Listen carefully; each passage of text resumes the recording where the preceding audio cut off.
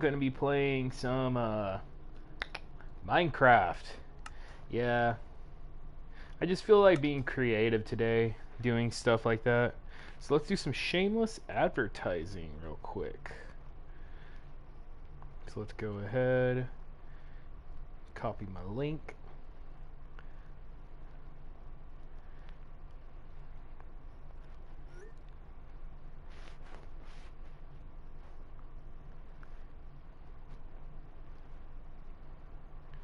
Yeah, screw it. Alright, we're in my house. Whoa, that's weird.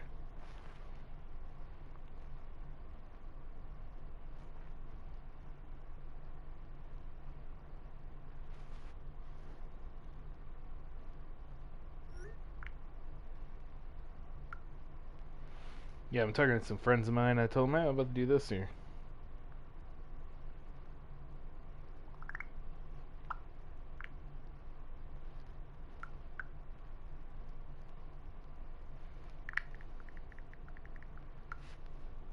Almost there, almost there. Almost there, give me a sec. Give me a sec. Almost there, almost there.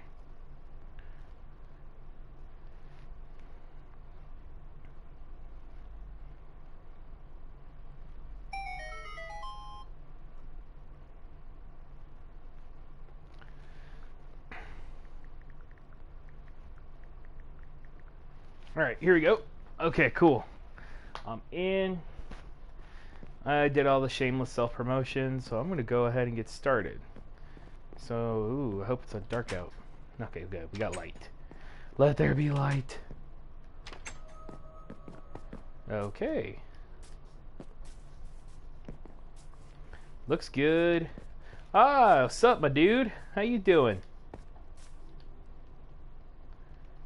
Guess he's finally saw me online. Taking a peek.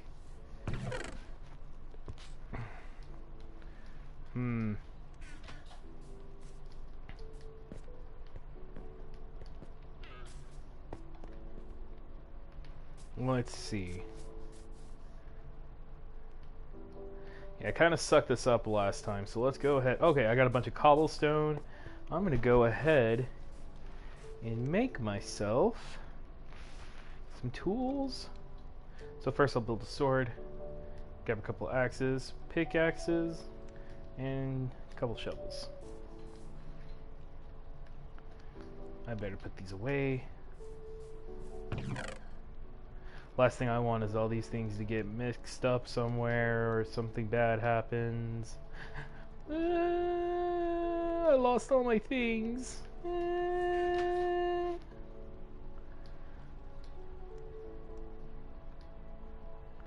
Oh man, okay.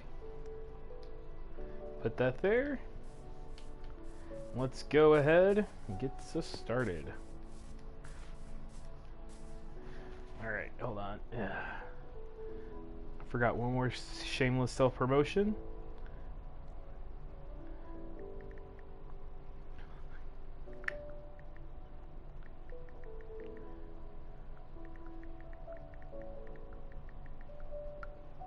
There we go.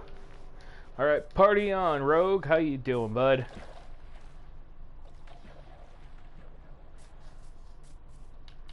Alright, so okay, let's see. From where we last left off, I lost all my crap because I fell down a giant canyon. You can't forget that uncool part that happened. Never forget. Never give up. Never surrender. I surrender. Living the dream. Must be nice. Living the dream. Okay. I had a lot of plans I wanted to do, but I can't remember a single one of them.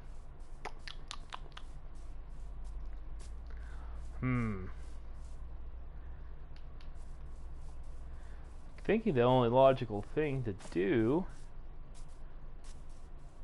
Let's see. I built my castle. Ish.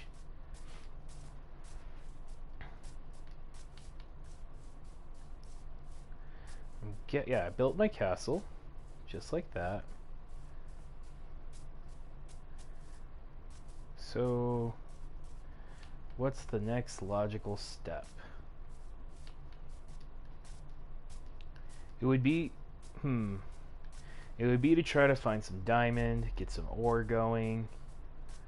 Man, but the last I checked, I don't have the coordinates on my map. What if I can do that in the settings right now? There it goes. It froze. Yeah, the idea is to build it bigger and make it taller, but right now I'm kind of trying to think the idea is trying to think of what to do with it, you know? Or not do with it, but more like, Always Day Education Edition. Keep inventory, do daylight cycle. Yeah, I forget how to... Let me see. Friendly... Oh, here it goes. Show coordinates. There we go. Alright. Well, the idea I was going to build it taller. That's the idea I kind of want to do. You see? Like, let me show you what I'm talking about here.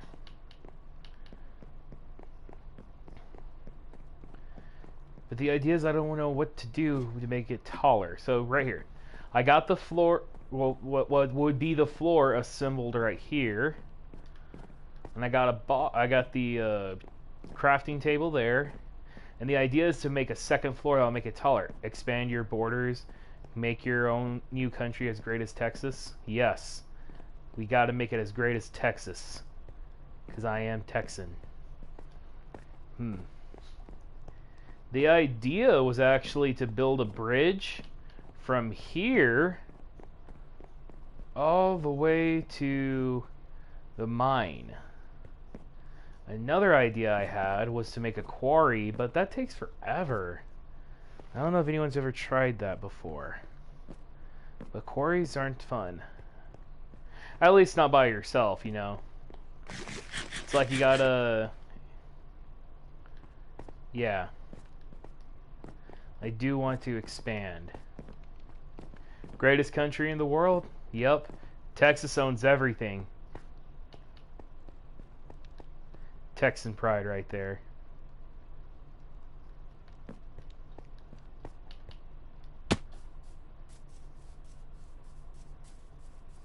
Let's see. What do we got going on over here?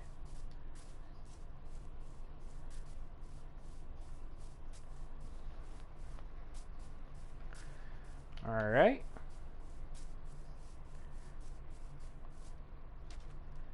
Go check.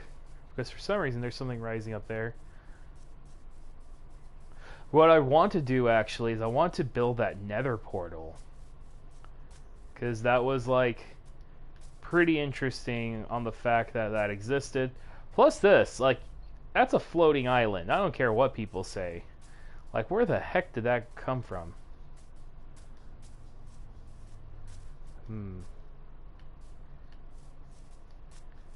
I don't know, I had a lot of ideas.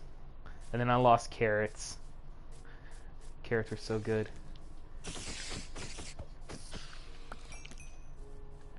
Oh, what's this?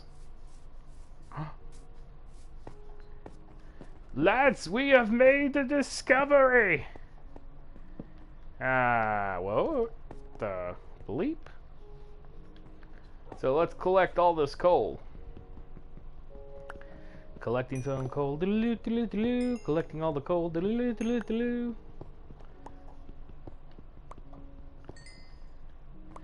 So Rogue, have you seen the show Cobra Kai? I just finished it. I saw it on Netflix last night. I stayed up till about 2 p.m. watching the first season. And then I woke up this morning bright and early and just continued watching the show. I didn't stop. Like, I probably stopped finishing it probably about half an hour ago. Oh, man. Let me tell you, that was a pretty good show. It's just interesting because, like, I don't know, man.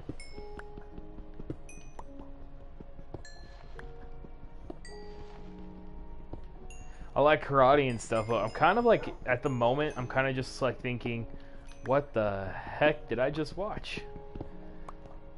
it's just because I have different philosophies to karate and stuff, because I was in a very different I was part of a dojo myself, studied martial arts here and there, and just hearing the conflict, just hearing the two dojos warring with each other, constantly conflicting, you know, ideals. It's just interesting. And then how for certain people it works and for certain people it doesn't.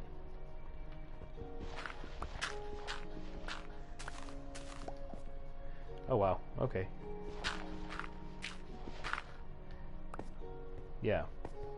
Then I start seeing all the stuff on here, and like how how kids are actually, you know, they're learning from Johnny, and you're just like, oh my gosh, way to go, kids! You just want those kids to succeed, and then they turn into real dicks.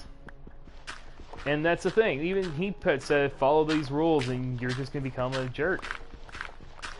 You know, in a 1990s way.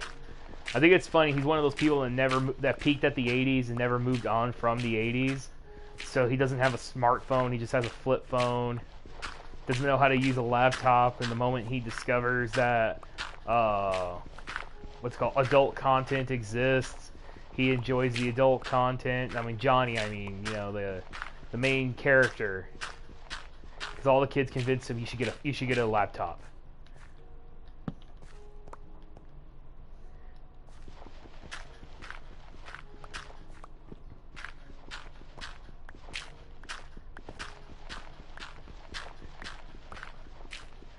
Yeah, but that's okay. So, Rogue, why don't you pick the subject and I'll talk about it today? I kind of like it when my viewers pick a subject that I can talk about. And actually, I want to put on some music here. I can't put it on exactly right there, not right now at least. Let me see. Oh, let me check my inboxes real quick. Agumon, no! I'm kind of curious to know what Agumon's saying no to now.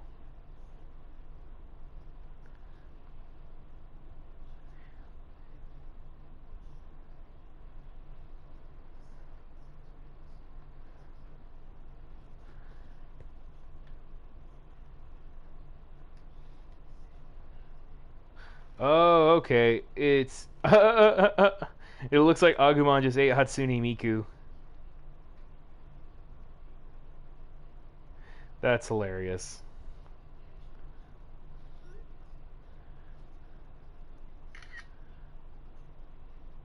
Yeah. Here, yeah. I've been listening to music called lo-fi lately, and let's put on some. Let me see.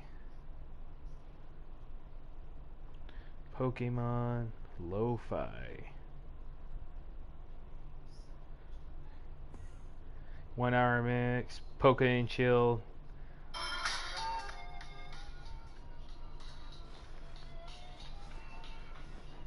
Yeah, that's what I want to listen to. Oh, yep, there's Enderman. Endermen are out here, ladies and gentlemen. Ladies and gentlemen, and different binaries.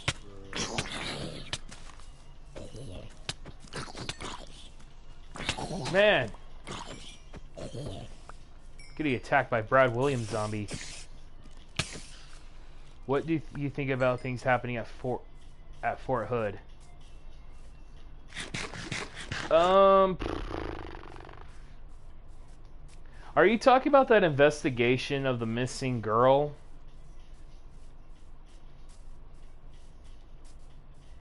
Because honestly, like, I try not to delve too deep into that negative stuff, man. I think it's I haven't even kept up with it since the last time you talked to me about it. And I'm not gonna lie, I honestly think it's it's kind of messed up from what I've heard other people talking about it. I won't go into details because there's a lot of sensitive subject matter and whatnot. And I try, yeah. I try to keep it pretty nerdy and PC, so like, or not PC, as in politically correct. Well, maybe not. Basically,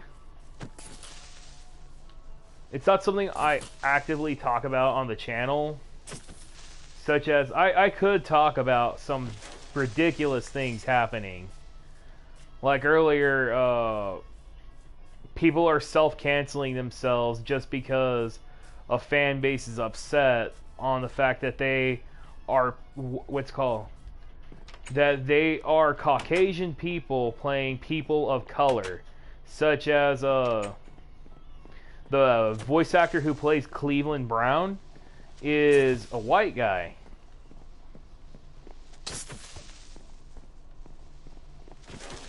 Oh man, yeah, that's crazy, man. I don't know. I say it's crazy just because there's a lot of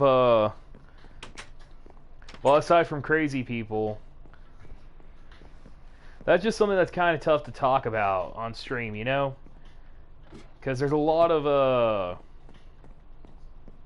I'm saying crazy people, but for me it's kind of tough to talk about because it becomes a sensitive subject a lot of people don't like to talk about. Obviously it's just me and you at the moment, but there will probably be other future viewers who just want to listen to what I have to say on certain subjects, such as the things happening at Fort Hood.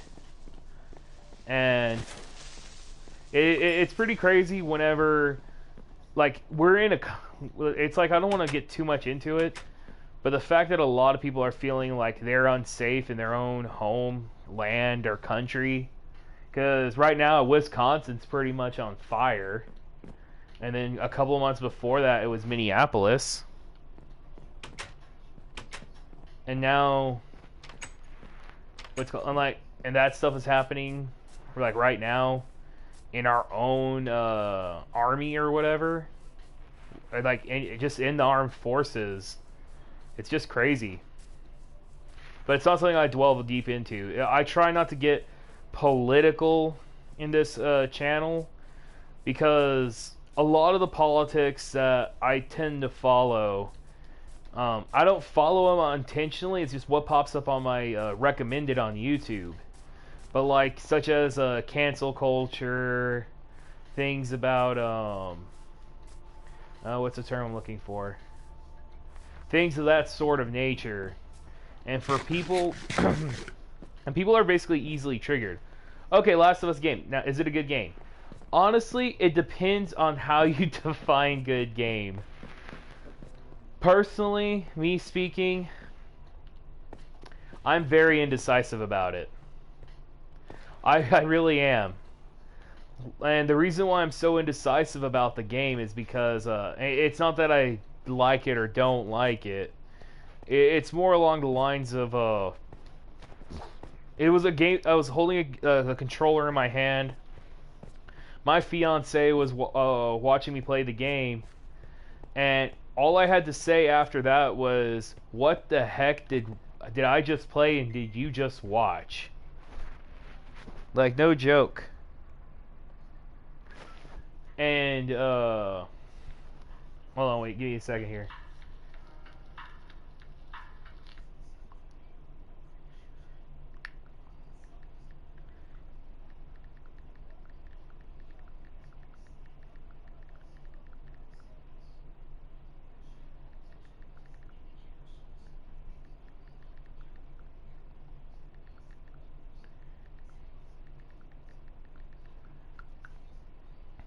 And like I say, it's pretty tough to determine the game because, first of all, the game gives the player mixed emotions. So at first, it gives you a pretty simple thing that you want to ask or not really ask yourself, but it basically goes, okay, we're going to go and take out Joel's killer, basically. Yeah. And it gives you kind of like a very black and white scenario. Is it morally correct, or not even morally correct? It's just you see a one-sided thing where Joel is being killed, and I'm sorry, and what's her face is begging for his life, saying, "Please stop." and then she goes, "I'll kill every last one of you." Pretty much, you could sense that she was angry at what was going on, and it's a pretty messed up game.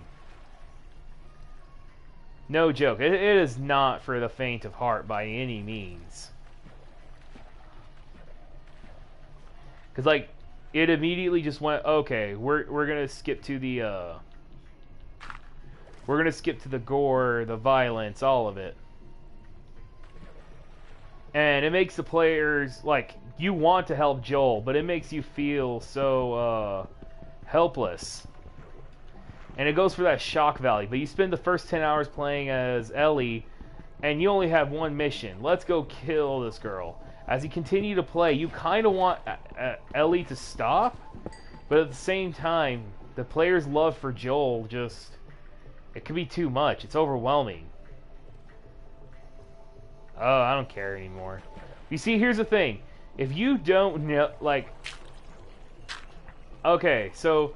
the thing is, this game is so controversial, it is impossible to even, yeah, I say it's impossible to, like, go, oh, whoa, dude, spoiler. Yeah, like, it's impossible to avoid spoilers. If you're trying to avoid spoilers and play the game, then I'm sorry, you shouldn't have brought up the subject. Because if you know how I am, I'm holding no hold bars match, man. I'm gonna go all in on this.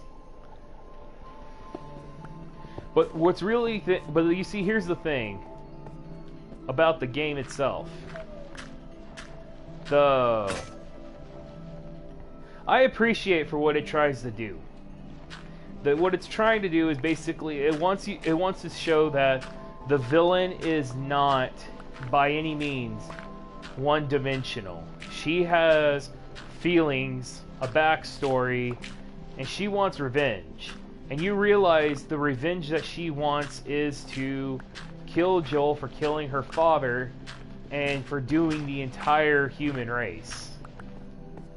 Yeah, so just so y'all, just for those that don't know, Abby's father was in fact the doctor that Joel killed in Last of Us. Like, yeah, and apparently after they even recreated that scene just kind of for that shock factor, and it haunts her, and she could not move on. And the whole point behind that game is attempting to move on. Yeah, is attempting to move on with the. I guess I want to not so much with the past. It's to kind of move on with the past. That's really what the game is about. Being able to move on from being traumatized. But there are just some people that just can't move on from certain things. Like in this case, when Joel is killed, Ellie cannot move on.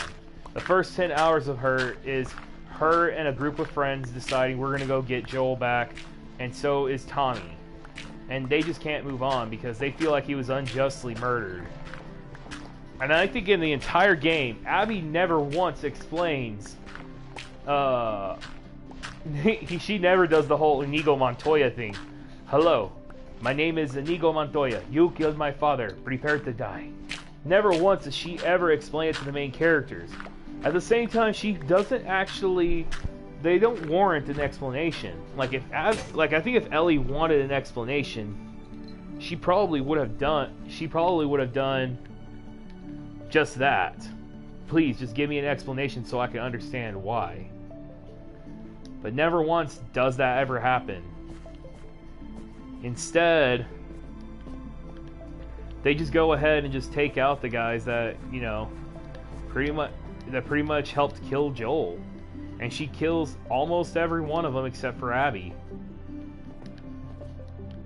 And a lot of people have a problem with this just because, well, it makes you empathize with Abby. It makes you feel feelings you didn't want to feel about these characters in the first place. And to a lot of people, that just didn't sit well with them. They even feel like the story was told in the wrong order. And every creator has creative intentions. Every creator has every right to their own creativity, But whether you agree with them or not, that's totally on you. But these people were being attacked for...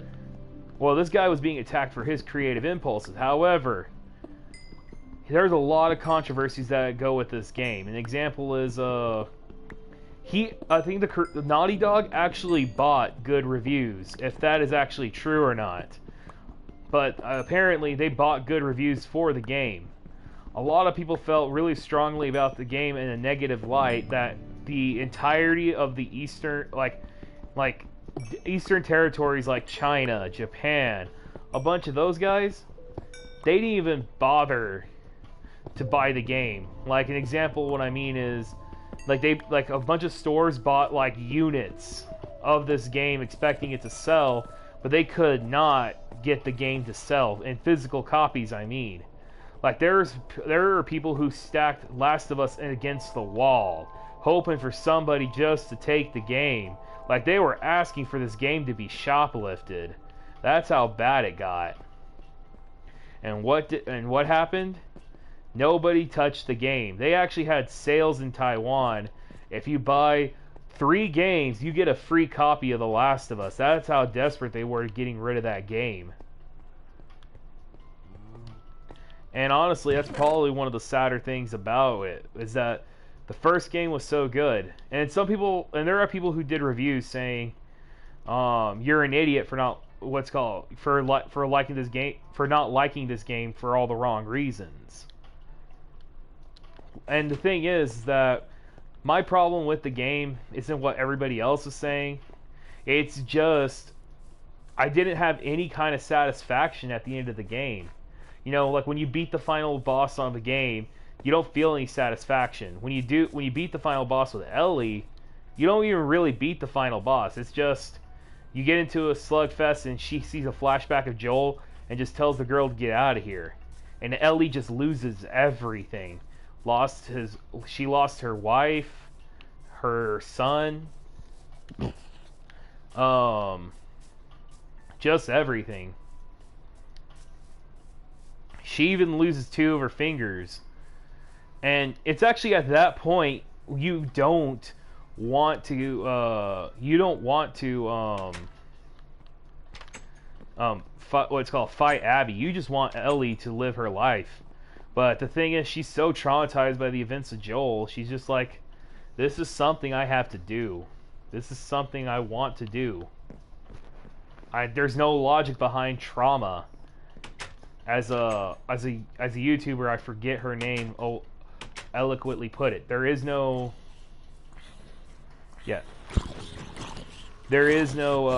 trauma doesn't make sense. It doesn't make sense to anybody.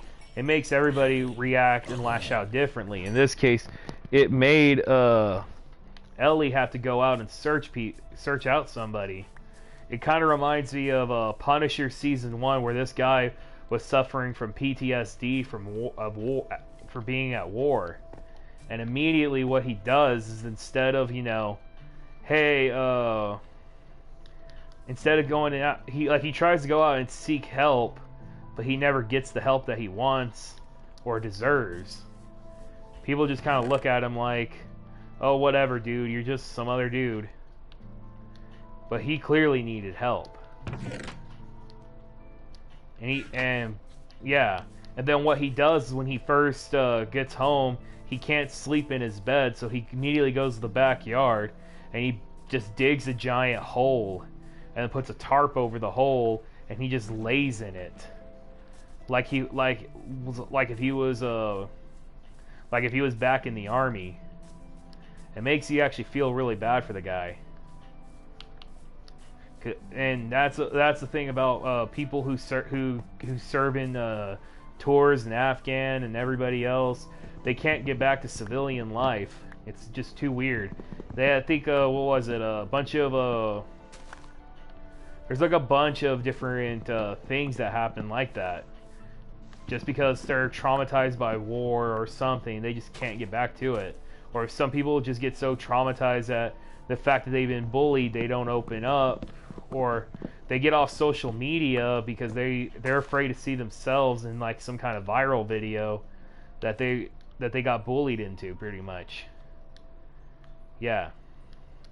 Everybody has their own demons they gotta wrestle and face. And that's kind of what Ellie has to do. And she wants to get the closure by killing Abby, but then she realizes, after she sees Joel, I'm not gonna do that. I'm tired of it.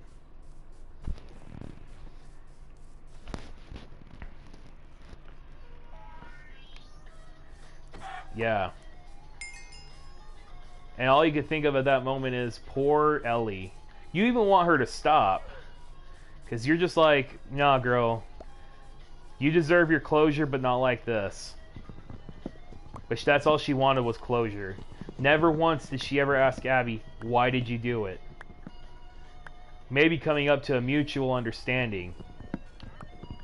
The only thing I'm pretty sure Ellie regrets is not being able to... She patched things up. The last words that she said to Joel was patching things up and wanted to get to know. But now she feels like that there's 2 years of her life that she won't get back, trying to avoiding Joel and not talking to him anymore.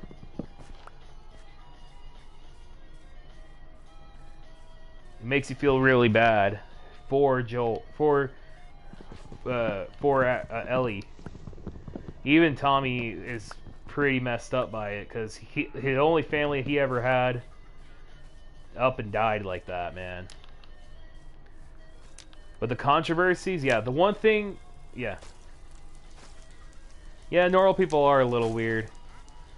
The one thing, though, I will admit that does upset me about the game mostly is the controversies that surrounded it with the creators. Because I don't know if I don't intentionally follow woke culture, but people constantly there's nothing going on in 2020 all that much aside from the other awful things that are happening that are obviously awful. And the first thing that comes to mind when I say that is what was it? Sorry, I'm getting a little... I just had a brain fart. But basically what I mean is that in the woke culture, the one thing that that companies are kind of doing is that when fans lash out, they just lash back. They're allowed to. Basically, it's the equivalent of working customer service and then telling the customer to F off. Yeah. That's kind of how woke culture in a nutshell is for companies that practice it. But in this case, they kind of went about it the wrong way. They bashed all their fans. Apparently, one of the big things about the game is that what's her name? Abby is jacked. I mean, she is jacked. Like, I'm pretty sure that there's like a lot of bodybuilders out there that pretty sure that they went, oh my gosh, Abby, calm down, okay? You're making the rest of us look bad.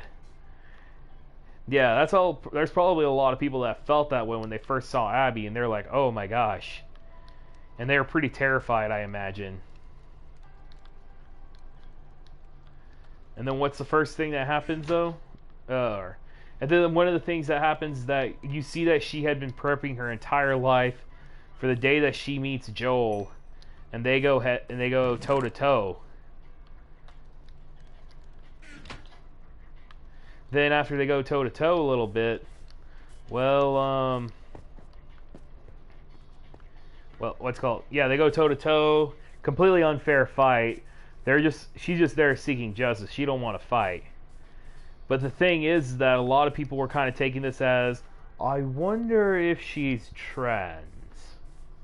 And clearly she's not. She's just basically a discount video game version of Rowdy Ronda Rousey. Which is all fine and dandy and all, if that's what you're into, but, you know, some of us don't,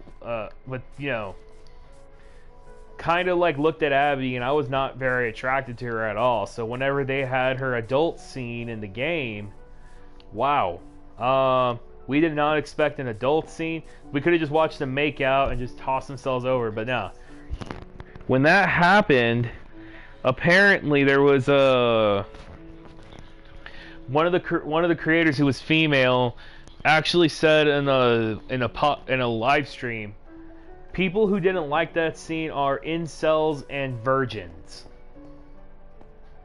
And that was, which for most people that was not clearly the case. It was more along the lines of how should I put it? We didn't like it because we're not attracted to Abby. I definitely wasn't. There are some girls that look, yeah.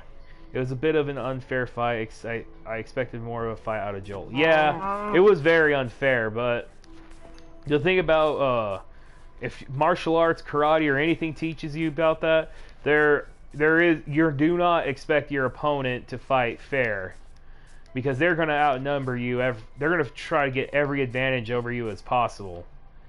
Yeah, basically, if you want a fair fight, go someplace else. That's how most people treat it as. That's how Dad did it. That's how America did it. Worked out pretty well so far. I mean, yeah. Hey, how you doing, Joseph? Party on, buddy. Party on. Yeah, we're just talking about The Last of Us 2 and how most of us are incels and virgins for not liking what's it called, the adult scene, what's called the sex scene for I Was a Bit Attracted. Oh, well, that's you, buddy. Yeah, we were talking about a bunch of things on what do you call it? The Last of Us 2. Yeah, how a lot of us didn't like Abby's sex scene. Yeah, that's pretty cringe. Well, I'm glad you're on board with us, man. Yeah, I'm kind of bummed out because last time I played this game, I lost all my stuff, and I was over here explaining to Rogue about my favorite video game, Haunting Ground, and I wish I owned a copy of it, but I played a friend's copy because she had it. Yeah, probably won't spend it probably took me an hour to tell like a lot of the part of the story, so I'm just trying to look and figure out. Probably go do some not hunting, but yeah, I guess some hunting here. We'll see what I'm about to do. Thinking about building a quarry. But if I build a quarry, I'm going to put it someplace near. But yeah. Hey, Joseph, why don't you give us a topic to talk about? Oh, yeah, she's in the, what's called? She's in our bedroom. She's just chilling, playing one of her games or watching YouTube videos. Yeah, she kind of wanted to spend time with herself. That's all right. Yeah, she does that. She's a little she's introverted. I don't mind it. Kind of don't want to build the quarry there. All right, give me a second. Let me go tell her. I gotta get up, move my dog around because he's the lap dog. Joseph says hi. Hi, Joseph. She says hi.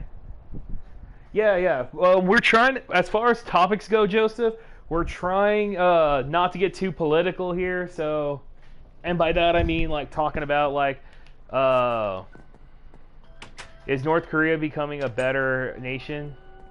Yeah, we're not trying to get, yeah, dude, we're not trying to get political here. It's more about a little bit of life, gaming, kind of that thing. Yeah, you actually had a big whoops. The other guy was talking about what's called things going on in Fort Hood, and I was like, uh-oh. Okay then. Yeah, we try to keep the subject on video gaming, comic book. Fair and Fort. Okay, that's actually awesome. Okay, I like that. That's a tough one. I got a lot of favorites. I'm not gonna lie. I do have a ton of favorites when it comes to foreign foods. Let me think. How foreign are we talking about? Because I live here in Texas, so we get some Tex-Mex, Mexican food. American barbecue, so I guess I'm assuming that those are off the list, right? Because I mean, After that, it's pretty much just Oriental food at that point. Let's think. Because that's actually a pretty good subject right there. No North America. Gotcha. Gotcha. Okay. That is the best way, including... Yeah, I know what... That's in North America, dude. I know exactly what you meant.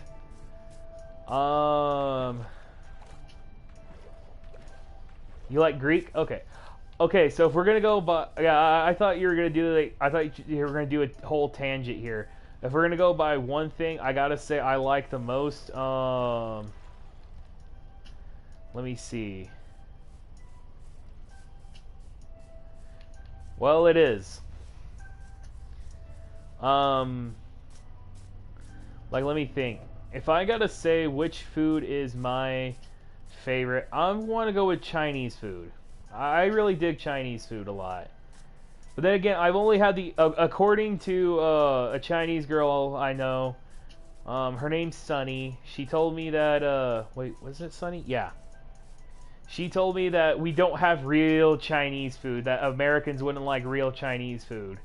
So I guess I like Chinese food. At work, I work at a... Yeah, I know you know Sunny. Yeah, she was saying that you Americans wouldn't like our Chinese food, like real Chinese food. And I was like, I don't know, I just might. But she goes, no, you won't. We eat stuff like bats. Probably shouldn't have said that. But I also told her I'd try anything once, as long as it's legal. Because obviously, in Mexico... I mean, honestly, you should count Mexico. Not because of the whole, like, anything special or anything like that. It's more along the lines of, you can eat horse in Mexico. Yeah, you can have horse in Mexico. But, you know, that's none of my business. Actually, I'm going to go ahead and build a quarry.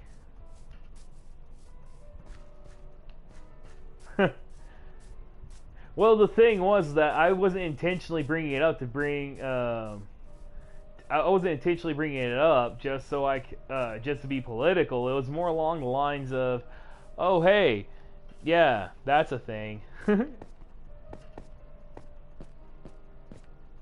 Okay, wow, okay, where does this go? It looks like I'm gonna probably need a bucket, maybe, or maybe not. I'll just dig a tunnel, dig a tunnel. Yeah. So, but one of the things, well, I will say though, one of those things that so anyways,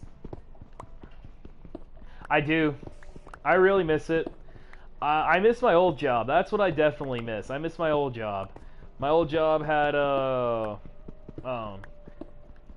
what's called, I could get free Starbucks at my old job. Yeah, my other job I actually had to pay for it. I can't get around that. So because I had to pay for my Starbucks.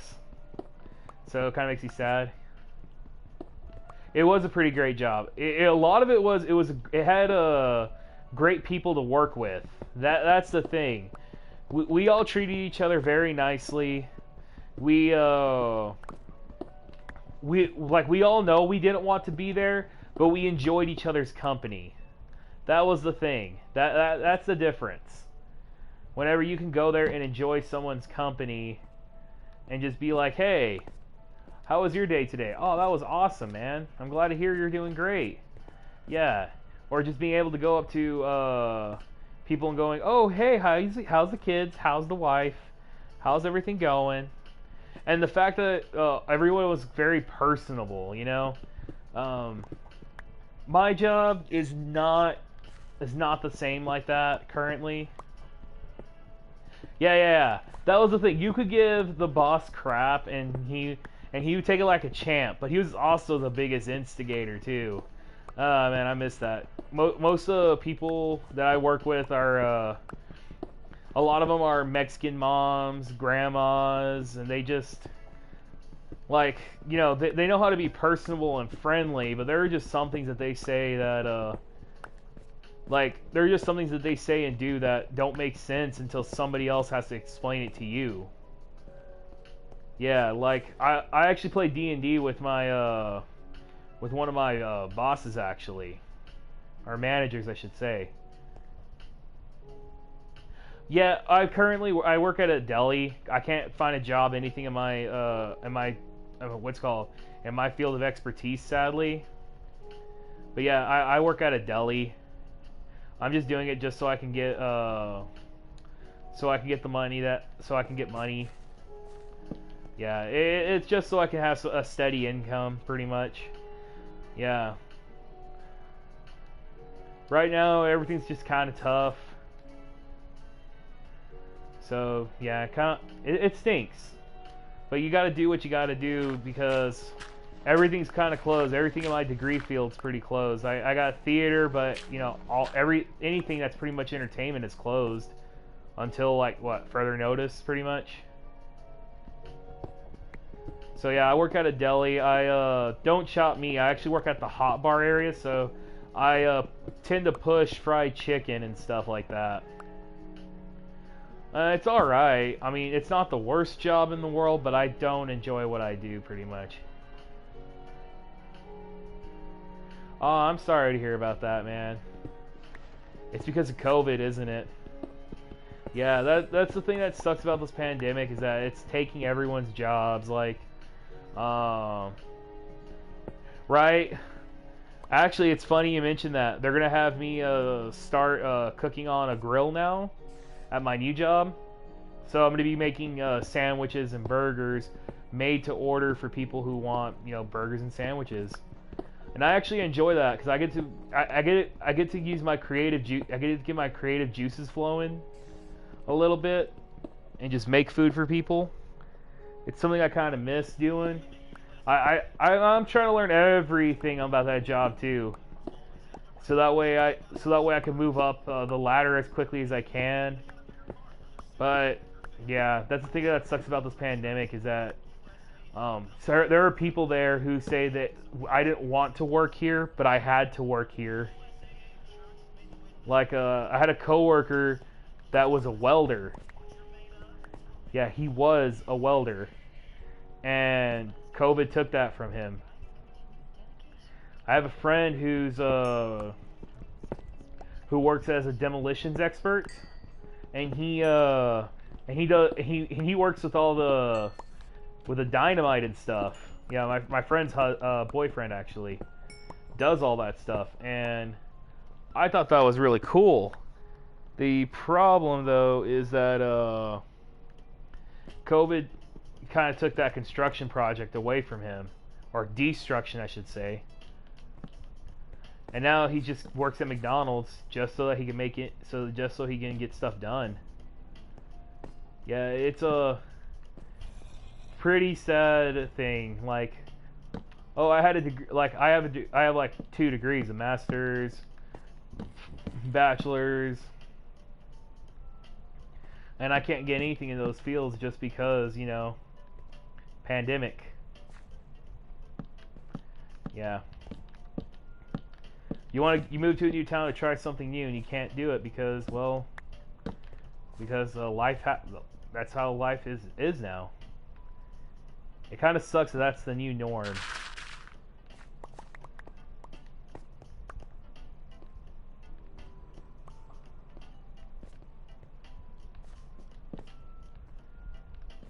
Yeah. Even the semester at Solros got cut short. From what other people have told me, is that after Thanksgiving, my brother told me this. After Thanksgiving, they're kicking everyone out. She just started, but right now she's just trying to find her bearings. But other than that, she's doing pretty well with it. She enjoys it. She gets up early. She goes to class by 8 o'clock or so, maybe. She's there most of the day, and then she comes back home around 1 or 2 o'clock and gets ready for her job shift. Makes me sound like I don't know what I'm talking about. But yeah, she seems to enjoy it, but you can already tell it's her hard work. You can already tell though from her face that she's working hard. Museum science. That's what she's about right now.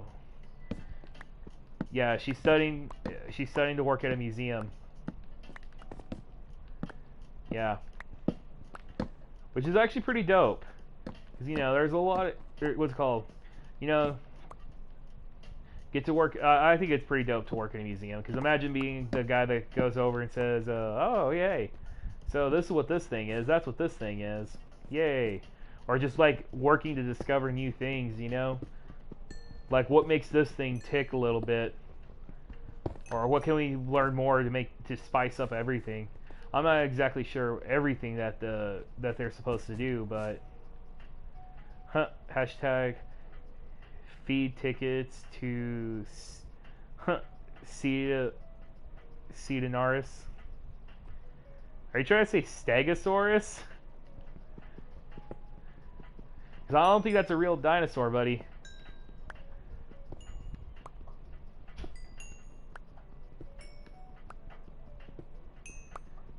Yeah, I always get upset. Well, it's kind of funny. Every time somebody mentions going to go see no free tickets to see dinosaurs. Okay. You know, it's kind of funny that you bring that up. I always give her crap about this, but basically, I always tell her, how come you haven't taken me to see the dinosaurs? Always. Like, I'll bring it up out of nowhere and just go, why don't you take me to see the dinosaurs? Huh? I want to go see the dinosaurs, but you never take me to see the dinosaurs. And it just annoys her to no end. And she goes, what about that one time we went to watch Jurassic Park? I paid for the movie tickets to go watch Jurassic Park in theaters. You may have paid for the popcorn, but that doesn't count as taking me to see the dinosaurs. And she's like, I took you to that museum the one time, but you went to go see the mythological creatures. We did not see the dinosaur. Our intention was not to go see the dinosaurs. We went there to see the mythological creatures. There's a difference. I'm talking about you have to intentionally take me to go see the dinosaurs.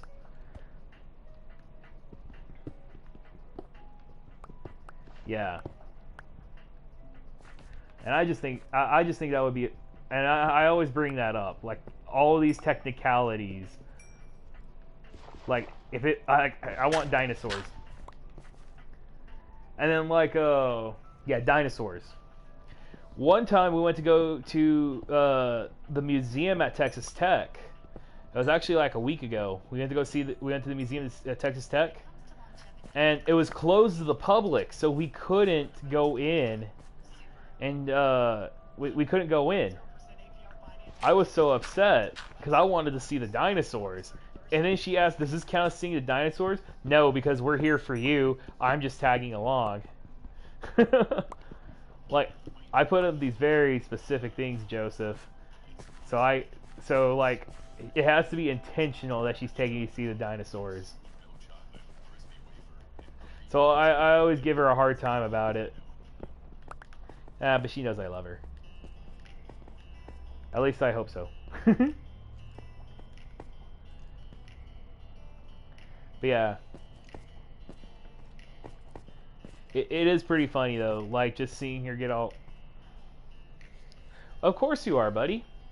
But it'll be a long time before we actually have it because we're planning on there is a plan. It's the eloping at some point, and then a year later, we're gonna have the ceremony and everything. Yeah, that's the plan at least. And that's what we're kind of sticking to at the moment. Yeah.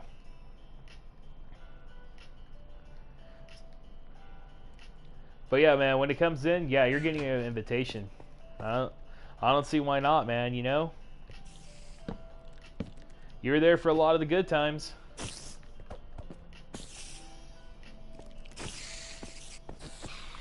On top of that, you my buddy, bro. Yeah. Yeah, I will say though, the one thing I did miss was I got to play D&D with y'all that one time, and that was a lot of fun. Yeah, I sometimes see y'all's chat spike up a bit, and I'm like, oh my gosh, I should totally ask if I can join, but I'm afraid they might be so far in the campaign, and my character's probably so far behind. On top of that, like, I love playing D&D, but the problem is that the online's what kind of turns me away from it. You weren't there for all of it. You didn't take me to see the dinosaurs.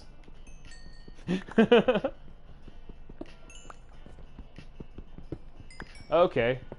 It's just the issue that I have with the, it's just the, here's the thing. I have a big problem with playing, D&D, specifically on Discord, just because I'm not a big fan of just playing online. I like playing hard copy D&D. You know what I'm talking about, man? Like, when I play D&D, I want to physically be there, rolling the dice, and going, oh hey, this is pretty dope. I'm having a lot of fun just rolling those dice. That's what I'm about. Like, I like playing, like, I like to be physically, yeah, it's something you gotta get, yeah. And that's the thing, like, I like being there, rolling the dice, looking at all the fun things that I can do in D&D, and getting used to those dice rolls.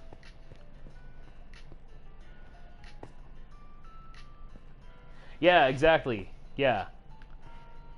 And to me, it's never going to feel right. Because, like, one of the other things is also getting that dopamine high from playing the game, man. You know? It's like you're... So basically, it's like this. You know what? By that dopamine high, this is what I mean. You, Ah, crap.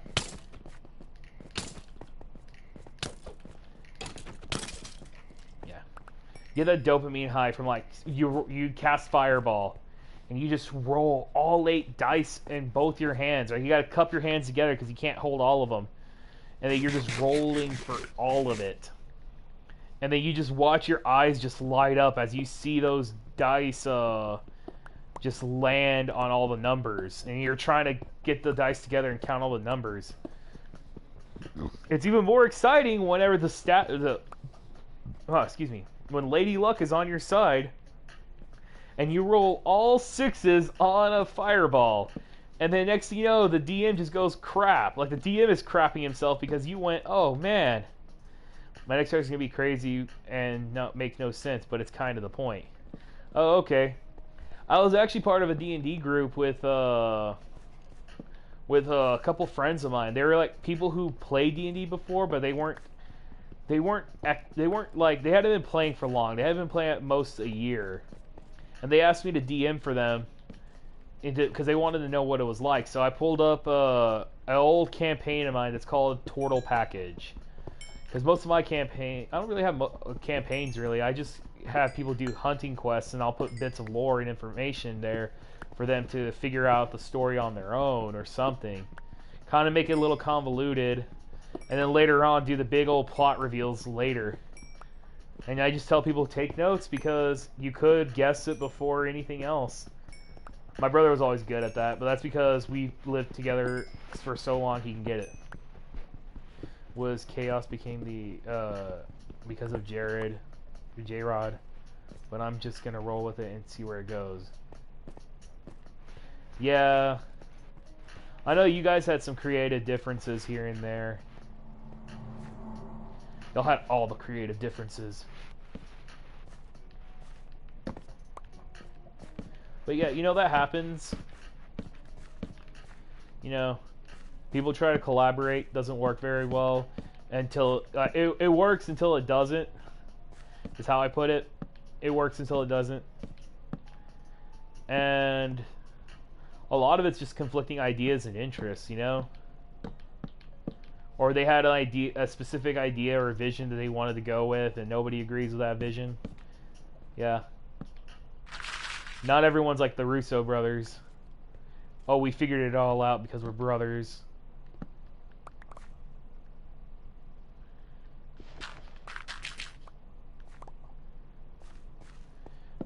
But yeah, like the Turtle package, I tweaked the campaign in it because it was just mostly an adventure where you could unlock facts about the island itself. But what I did was I did something kind of funny with it. I nuked the world. Yeah, it makes sense. So did Square Enix. You're not the only one that nukes their world, buddy.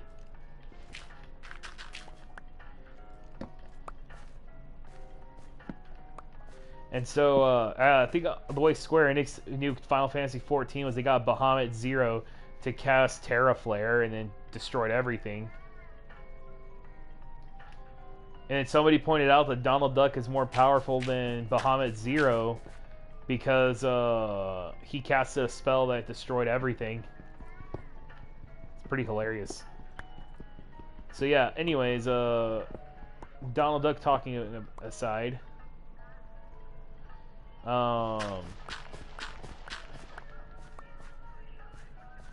Yeah, that was oh no, I hope I'm not lost again.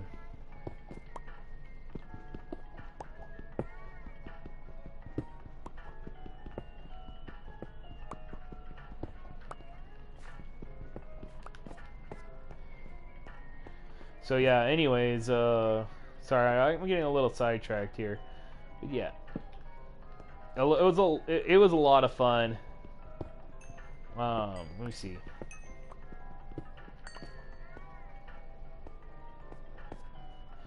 Oh, I still owe you? Hey, man. Honestly, dude, I wouldn't have done that without you. But I'm sorry if your paycheck wasn't enough. And dude, yeah, dude, you only got a taste of what my life was like that night. Don't you dare go and say, you owe me. You got a paycheck for that, man. So don't even.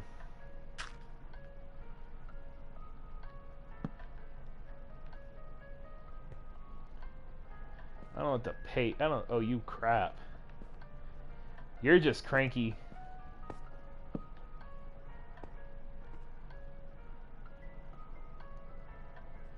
Yeah, it was pretty fun. Yeah, that was actually pretty hilarious.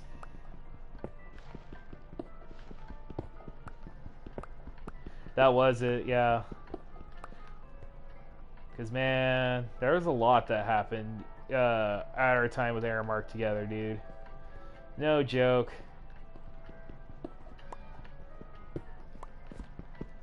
I was gonna tell you this. I'll tell you this fun story about Aramark.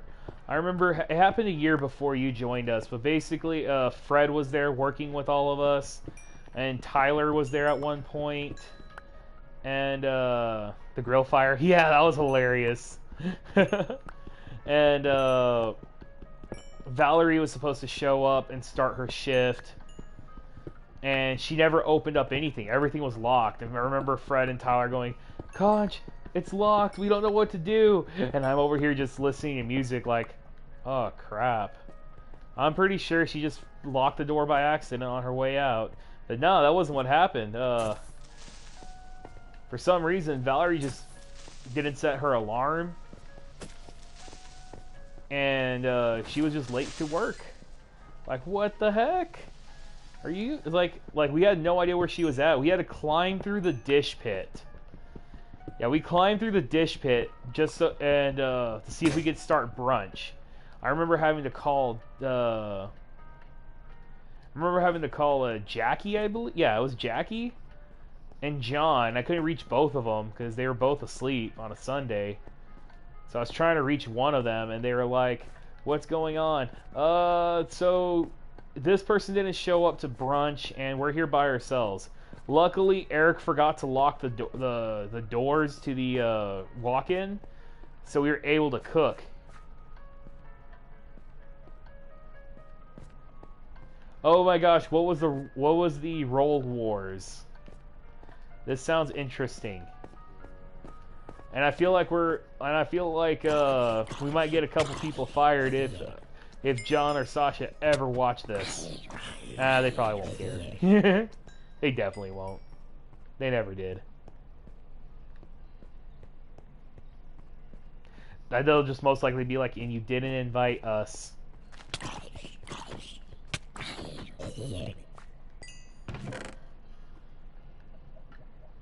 Okay. Me and Nikki and Rose were working like a 16-hour shift all together. Okay.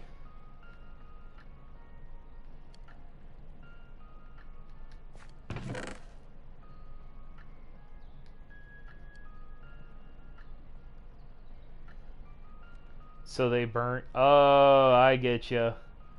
You burnt the rolls, and then y'all started like just fighting each other with them. Gotcha. That's hilarious. A little understandable too. Then we proceeded to throw out 4 trays off and roll. Okay. Wow.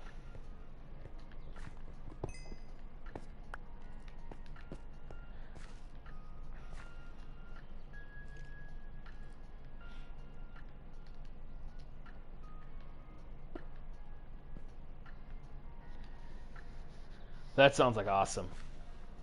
But yeah, it's funny because like Tyler and Fred were freaking out, and then I was like, how do we unlock the doors? I had to go and unlock the doors downstairs so other people could show up and help us out. And after that had happened, everyone was like, where did everyone go? Like, it was so confusing. And then John showed up so late. Like, it was like after the service, or close to it.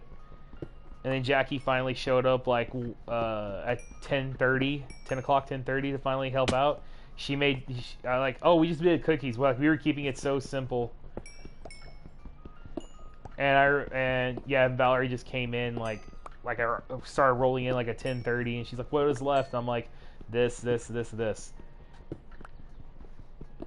Like, we tried following the menu as best as we could, but like Valerie had nothing ready. And on top of that, she was supposed to come in like at 8 o'clock, and we ended up coming in at like at 9. And it was about 9:30 when we all got started. We managed to get everything out. And it was hilarious, because I was supposed to be there to cashier anyways.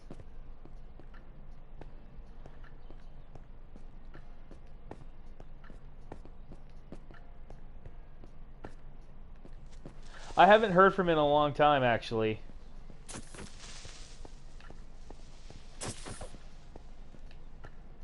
Let me think. Last time I heard from him, I think, yeah, I can't remember. I texted him one day, and then I just didn't respond back. And it's funny because like he told me at one point, if you ever go visit Chloe during the summer, come to Uvalde and visit me. I just kind of did what I wanted to do with the menus, and no one cared. Yeah. They got on to me about it all. They got it on to me, not all the time, but they got on to me about it a little bit. Because after a while, I was getting creative with them. I had like a string of, I got creative with it, and then I got lazy. Yeah. But Fred, I haven't heard from Fred in a while. He didn't believe in social media all that much, so he probably just assumes that Chloe and I are together or whatever, and just figures that I'd probably tell him. I probably will tell him, like, hey man, it's Concha. I want you to know that Chloe and I are engaged. I'll probably ask like for his probably one of these days I'll ask for his like his mailing address and be like, hey man, you still alive? So I can give you my info. But yeah, I haven't heard from him since pre-pandemic. Actually, it was like last year in the summer. What was Hannah's ex, the tall dude with the red? I can't remember, dude.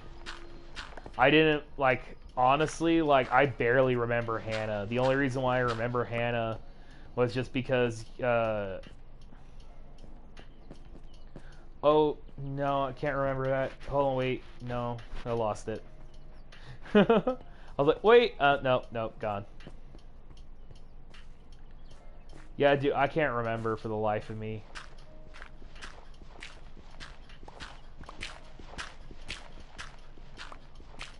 Might have been.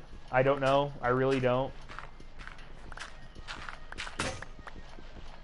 Like, that's a high possibility, but not 100% sure, man. Okay, I'm gonna take your word for it. I do remember there being a redhead dude named Cody. I might have referred to him as the false god because it was around the time where people were identifying their own genders or whatever, and people mockingly said attack helicopter, and he referred to himself as God. And I called him the false god, and he says, why? Because in my religion, it's a sin to admit that you're that. Exactly that. And then he goes, that can't be a thing. It's like, it is. It's actually the first commandment. Yeah. But nah, man, like, I don't think I've heard from that guy in a while, too. Yeah. I haven't heard from that guy in a while, either. Yeah, he was pretty chill. The last I talked to him, though, yeah, last I talked to him, though, he, what was it, yeah, when I last talked to him, he transferred to a different school because, Thea Glenn, I don't know why I got them mixed up. I like one of those people. Thea was the one that screwed him over on his grades. And she didn't even care. Yeah, because she screwed him over, he went, well, screw you too. And apparently the reason, and a lot of students had problems with her. They tried getting her removed because she was sexist towards guys. Yeah, I remember that controversy. Because, like, he did exactly what she said, what she said to do, but she just went ahead and failed him. And then he says, I'm getting out of here from Soul Ross because of these reasons. And, the entire yeah, that's true. It did. It continued, and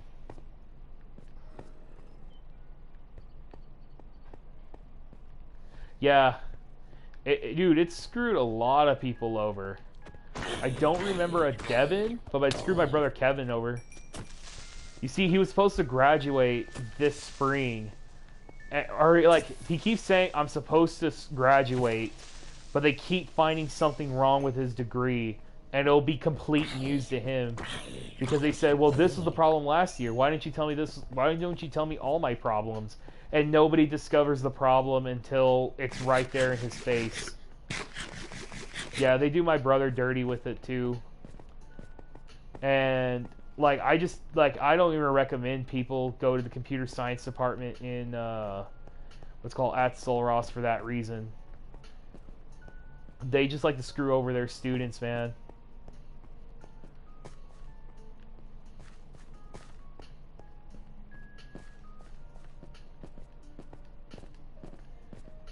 So yeah, it's probably kind of funny too. There's probably gonna be like a lot of people that says you shouldn't talk bad about your old college that way, and it's because it's my old college I'm allowed to be like that. That's how I like to put it. Everett, haven't heard from Everett in a while. Orion, though, on the other hand, I've heard from him. Yeah, he actually lives in town, here in Lubbock. I haven't seen him since I moved here. I haven't made an effort to go visit. I really wish I would, but I haven't. And I have the time to go see him. It's just I don't like to leave my house. I only leave to go to work or play D&D or just to go hang out with other people. But I also don't know what his schedule is like or what his life is like here, where I can be fitted into it. As far as I know, he's on an online relationship right now, and that he seems to be enjoying a lot. Yeah, he found his what's it called. He found a lady love for himself. We're all really happy for him. He deserves someone that treats him very nicely. Everybody does. But Everett, I texted him a couple of times to see how he was, but I haven't heard from him personally. I think my brother Kevin still talks about him. They are all good guys, yes, I agree. Yeah. Which is funny because me and him got into a lot of in-character D&D arguments all the freaking time. Like, I felt like my character pushed him to be like that, too. Kind of like my character just bullied him into it, you know?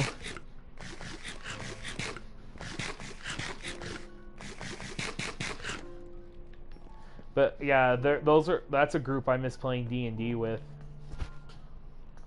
Because we did a lot of D&D stuff together. It's hilarious. I actually had them do a Soul Ross D&D, zombie D&D. And oh my gosh, they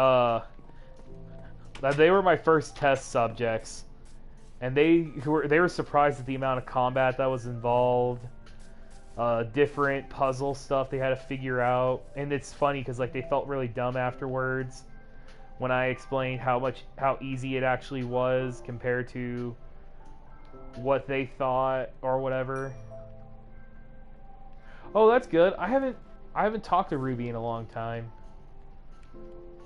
I'm glad she's doing good for herself. That's good for her. I think I might still have her number somewhere. I never thought about actually actively going to talk to her about stuff, I guess. Maybe one of these days I will, if I feel up to it. Make myself sound kind of like a jerk. But anyways, yeah. Ooh, let me try the smoker. She has a serious boyfriend, and she lives at like 5 minutes from me now. Really? Wow. In Austin?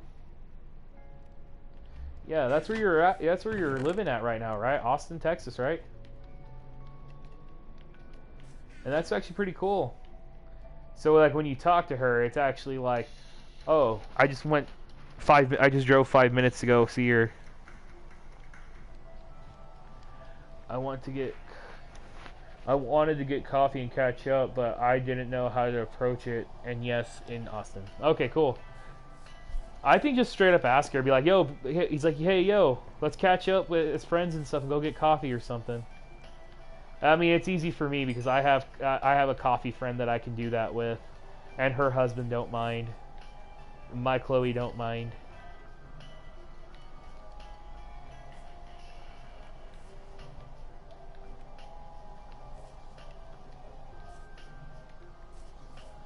I think everybody should have like what's called a platonic friend to be allowed to hang out with. The way she put it made it sound like her boyfriend would mind. Okay, that makes a lot of sense. There are plenty of insecure guys over there, but it sounds like you'd have to throw yourself under the bus and say like you're gay or something. I don't know. Like I always have I'm actually kind of surprised I never get questioned by other people about the company I keep, because most of the people I talk to are so I'm not gonna. Yeah, it makes sense. You're not gonna push it. Yeah, because some of the people might like look at me probably weird and go, "Oh, so you have chick friends you like to hang out with?" Yes, Karen, I do. Leave me alone about it.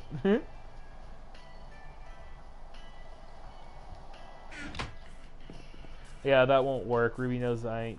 Yeah, I know.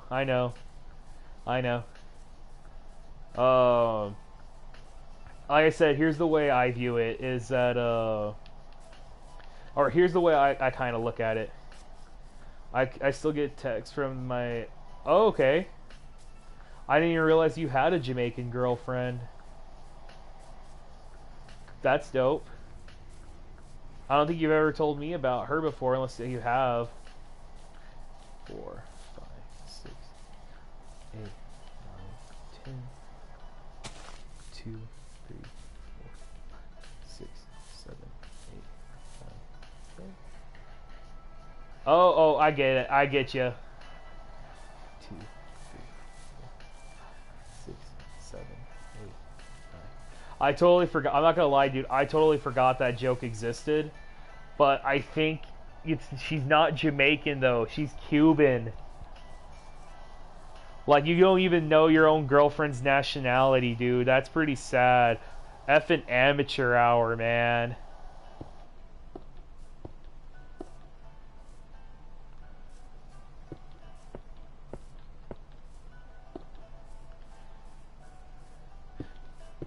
So,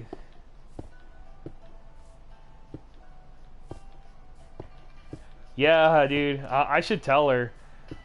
What's called? I still have her friends on Instagram. I'm gonna be like, hey, I talked to your boy earlier. Yeah, he don't remember that y'all guys are. He don't remember you that well, apparently.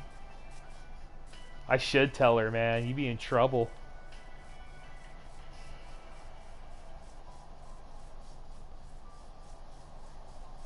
Don't pretend you won't like it, bro. Do not pretend you wouldn't like it.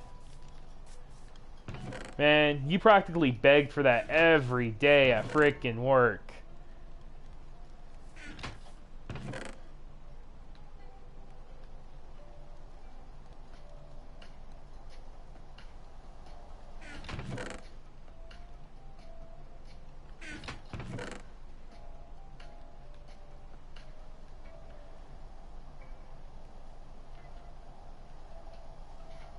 Man, I wanted it to happen because it was hilarious. That's why. It was absolutely hysterical just to see, like, and then on top of that, it would catch everyone off guard. They would just been like, I didn't realize that, what's it called, that was her type. Like, honestly, I never met like anybody that was remotely interested in dating her for her. And I still haven't. I have no idea what she even does. The last time I saw her, it was my last day at work, and oh my gosh, I was such a jerk. Her type. Wow.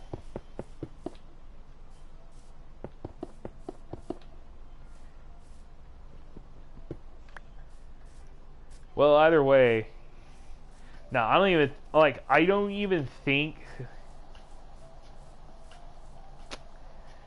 yeah, well, that's just because, yeah, that's just because you probably had the attitude that she was looking for. I don't know. I don't even think she even had, like, if she had a type, I have no idea why it would have probably been you or something, you know? Because that's just, like, weird. That's the way I look at it, man.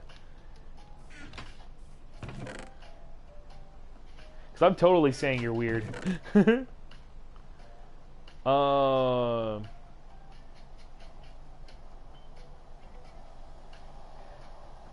Yeah, that was, what's on? The working theory is pheromones. Oh, shush. You're one of those guys that likes to buy the pheromone cologne and goes, hey, yeah, what's called? Yeah, this girl's attracting me because I got pheromones. All my colognes are pheromones. Man, who is this guy? Freaking amateur. Thinks he's hot because he got the pheromones.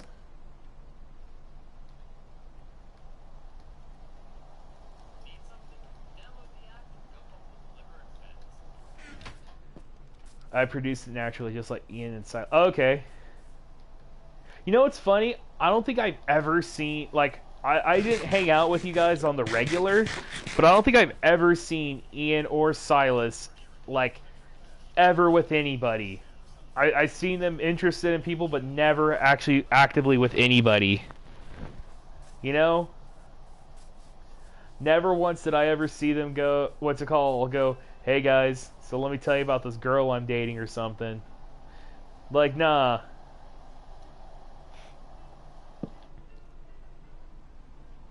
I was kind of the rock. Like, like how do I put it?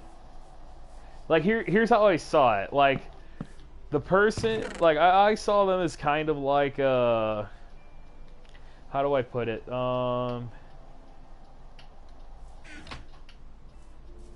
Okay, yeah, that makes sense. That totally does make sense. But here's the way I kind of saw it a little bit. Not well. Let me see. I'm trying to figure out how to put this without making my boys drown a little bit. Yeah, I understand. Like that, because like they're yeah, because we're all nerds here. But it was yeah, like I always had cheered for them, but it seemed like between Caleb and his brother, yeah, like it looked like Caleb was the one that dated the most between Caleb and Ian. Yeah, because like I could see where Ian's a little shy, but Caleb has like confidence or whatever. If he has a faux confidence kind of thing, then he does it pretty well. Other than that, yeah.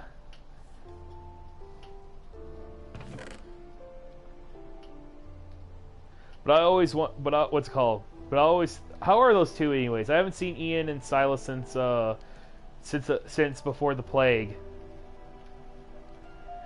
How 65% sure. What's your evidence? I want to hear your evidence behind this claim. Ian has trouble. Yeah, that makes sense.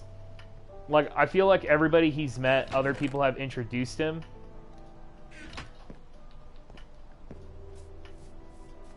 Not saying that's a bad thing. I'm just saying that that he didn't seem like the type of person that would turn around at their desk and be like, "Hi, I'm Ian. How are y'all? Do y'all like Minecraft, or do you like playing D&D or something?" One, there is no evidence. Oh, you just feel like he's gay? Gotcha. Actually, when I look back at it, I want to say Caleb was part of our D&D group, but I don't think he was.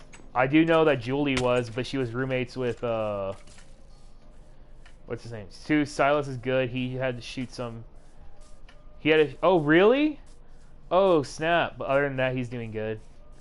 Oh, dang! What happened? Why did Silas get into that? How did Silas get into that situation? That's not something that just happens, man. I haven't talked to him in a while.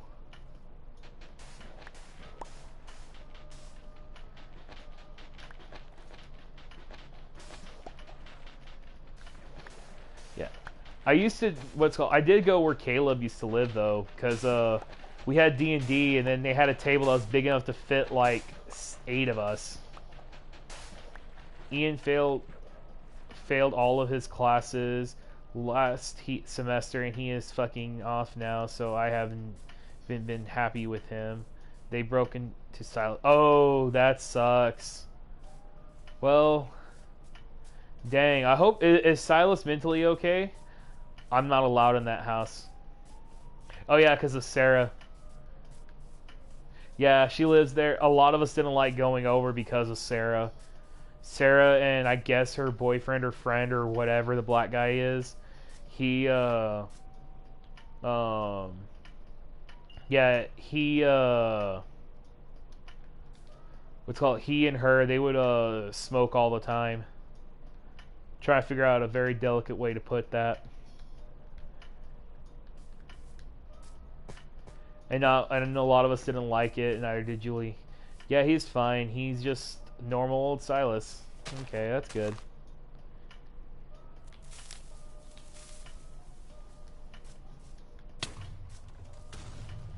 Oh, snap. Yeah, there it goes. That's what I was looking for. Yay. Well, that's good. As long as he's just still normal old Silas, that's okay. I don't judge him for it.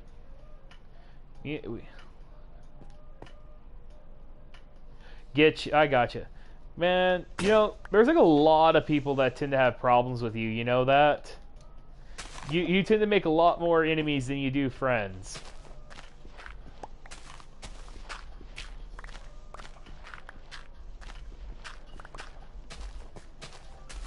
I do miss Julie though. Like what was it? Wait, was it Julie? Yeah. I can't remember if it was her or another friend, Laura, but I got to meet their boyfriend or whatever. But I make. Oh yeah, you do make good friends. That's the truth, man. At least you pick and choose your friends well. But one of the things was that I think I'm pretty sure it was Julie. I could be wrong and maybe saying it's Laura. I'd have to check. But I met, yeah, like I met one of them as a D&D group, and they're like, oh my gosh, they're in my D&D group. And like they were actually like super proud of it. And it was hilarious because like I think he was excited to meet me because they heard about me and they're like, oh my gosh, I always wanted to meet you. That's pretty cool that she has good friends. Oh, and they're always in the right place with me, and Julie gets along me and Julie get along just fine. Yeah. Yeah.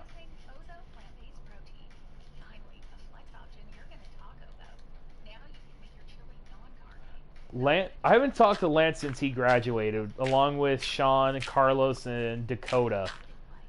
And that's a shame because I liked all of them. But it was interesting. I like to talk to Lance about Monster Musume. Yeah, that was the activity me and him shared, was talking about Monster Musume. Because we absolutely loved it. We didn't care if we were at work or whatever. We just watch it. But I remember he got so busy in his final couple of years at SRSU that he was like, oh, I couldn't, man. I'm sorry. I hope he hasn't gone too far ahead. And I told him, you know what, man? He's going through what's called the writer for Monster Musume is going through some crap, like healthily speaking. So, yeah, I don't think he's going to be writing stuff for a long time. But I also told him there's like a lot of Monster Musume content to absorb. Like there was a manga called 12 Beast, animation made by the same guy, but it was like an isekai adventure. Stone tools. That's just because that's how I am, man. I always use iron. I always hold on to iron and gold for everything. I'm not kidding, man. Like, I use stone tools for everything. Basically, I never make a hoe past a stone tool. I did make an ironstone hoe one time by an accident because I wasn't used to the thing here. But yeah. If it's delicate enough to break, I never use iron on it. I use iron for pickaxes, swords, and armor. Or anything that needs actual iron. Yeah. That's just how I am, man. That's how I am. I hold on to it like it's not abundant at all. So I will use it for as long as I wish, man. No one can stop me on that. Can't stop me now. And honestly, it's actually a lot more. I can get a lot more uses out of stone than I can with with anything else, pretty much. And like I said, that's how I feel about it. That's what I'm gonna do. That's my story. I'm sticking to it. If it makes me a caveman, so be it. Don't care.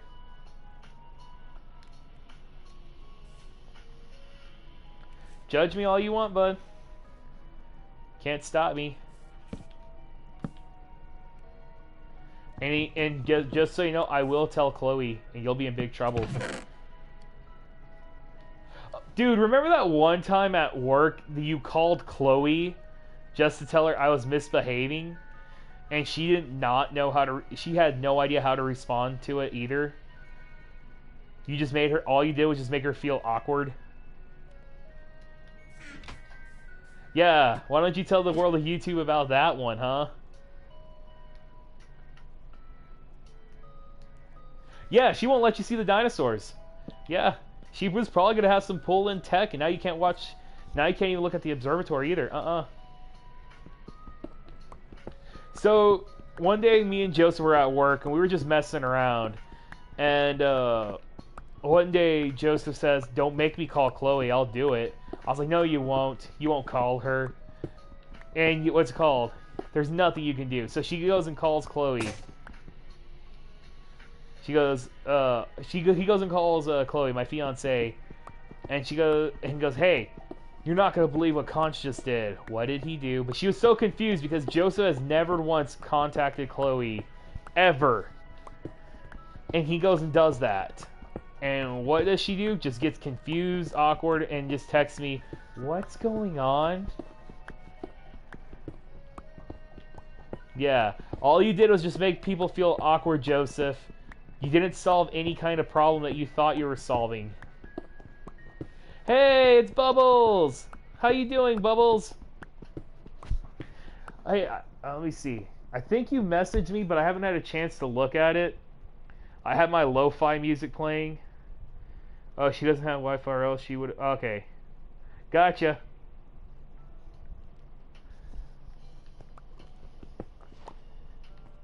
Yeah, so I'm talking to... Oh. Well, I fell into a hole, so that's a good start. I have no idea where this hole goes, so that's interesting.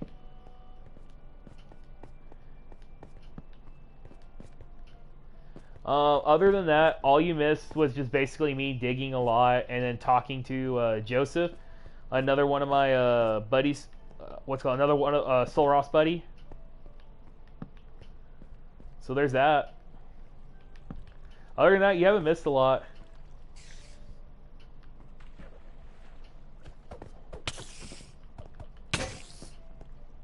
Oh, don't tell me. Did I find another one? Oh my gosh, this place is just... Oh my gosh! Hey, actually, I'm not gonna lie. This is... It's probably the... Yeah, it's not the most I've had in a single point. Dream versus Technoblade. Okay. I don't know what that is. Okay, no, Joseph's lying. Don't listen to him, Bubbles. No one's a daddy.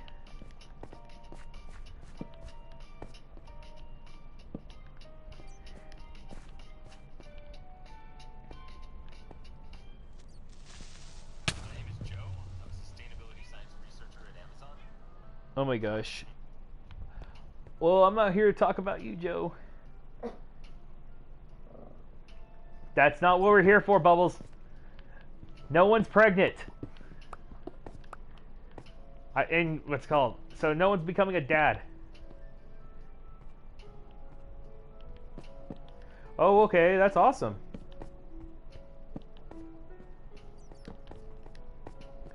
That sounds like a lot of fun.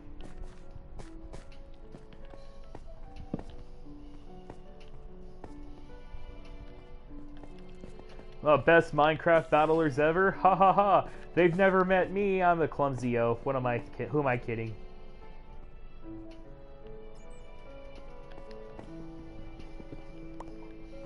That's dope. But yeah, we don't need you spreading rumors here. #1 trending in gaming. Okay, dope. I guess I missed that because I'm kind of number 5 million trending. You know, nobody really cares. Except for Joseph and Rogue and just... Okay, wow. Interesting. I think that's kind of funny. That's actually like that's like a true gamer flex right there. Let's use controllers not meant for this game and use them for this game. That's quite a... No one's having a baby. No one's pregnant. Gosh.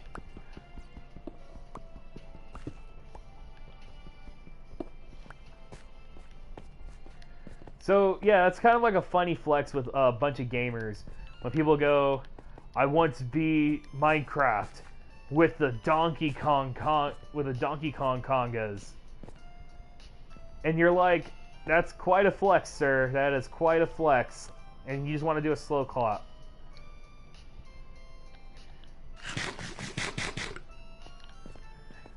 No one's pregnant. I feel like I'm being cyberbullied right now. Like you're all high schoolers claiming that I'm the slut that got pregnant. Well, let me tell you guys something. It is not funny to shame people like that. Oh wait, I don't have face cam, so I can't make the sad pterodactyl noises. Or T-Rex noises, as Joseph puts it. I swear I'm not pregnant! Oh wait, yeah, I forgot you can't see me. Look at Chloe, dang it. But then it's okay, she's ignoring me. She wasn't ignoring me, people! I'm in trouble! Everyone run! Abandoned positions! No one's pregnant, I swear. Joseph started it. She won't stop looking at me! Now I know how Stitch feels in Lilo and Stitch 2.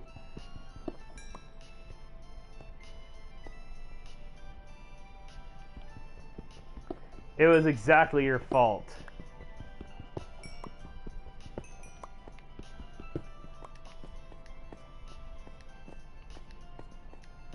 Okay.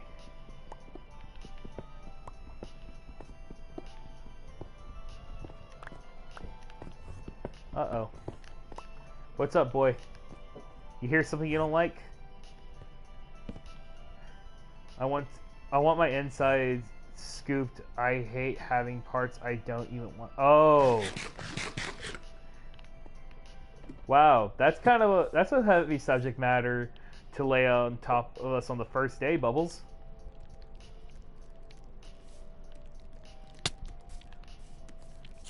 Yeah, I have a friend who got her inside scooped up. She what's it called? She was having a lot of issues, and she just went ahead and got herself scooped up. Deep, I know.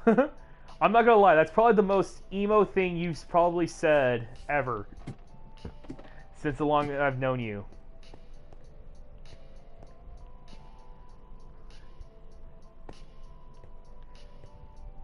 I hear it yeah, it does. Just because I worry about my friends, you know?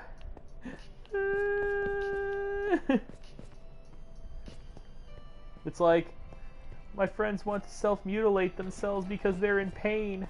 Somebody help them out. Please don't ignore them, doctors. Allow their uterus to be removed. Allow the uterus to be removed. Snort.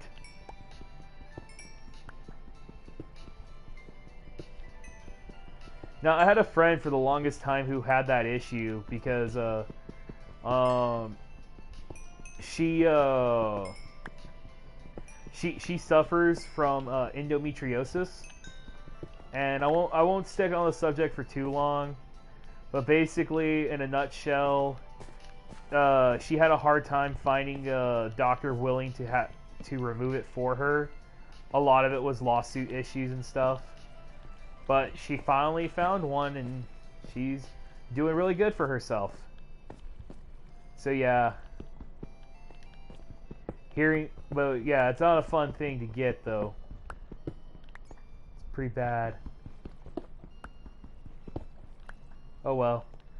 I'm pretty fly for a white guy. Uno, dos, tres, cuatro, cinco, cinco, seis.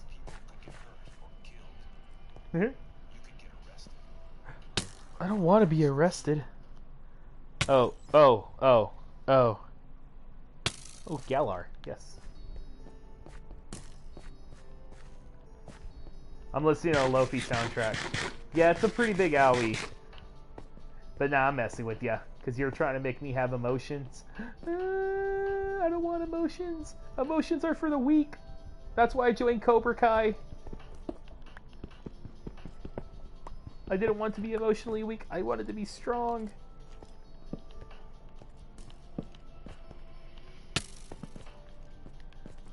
I'm being attacked.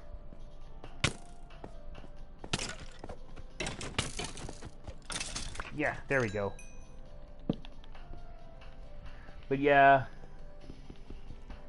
Oh, man. Yeah. I will say, though, I'm pretty emotional as a person already. I don't need any more emotions. People are going to be like, whoa, bro, you need to chill. That's how emotional I get. So, Conch, you read why for the down... I haven't. I actually haven't. I normally don't cover... I've been trying to stay away from all that mess, man. I'm not gonna lie. How do you know how to multi-enchant a weapon in Minecraft? Oh, do I know how? Yes. What I do is you grab an anvil. Like, let me... I can't... I can... I don't know if I can show you in this game. I probably could. Actually... So, basically, here's how you multi-enchant in Minecraft. So, what you gotta do is, yeah, books. Pretty much books. You take books, and then you take an anvil, and you combine the anvil, or the weapon, with the book, using an anvil. Oh, wow. Okay, I found emeralds. I'm happy about that.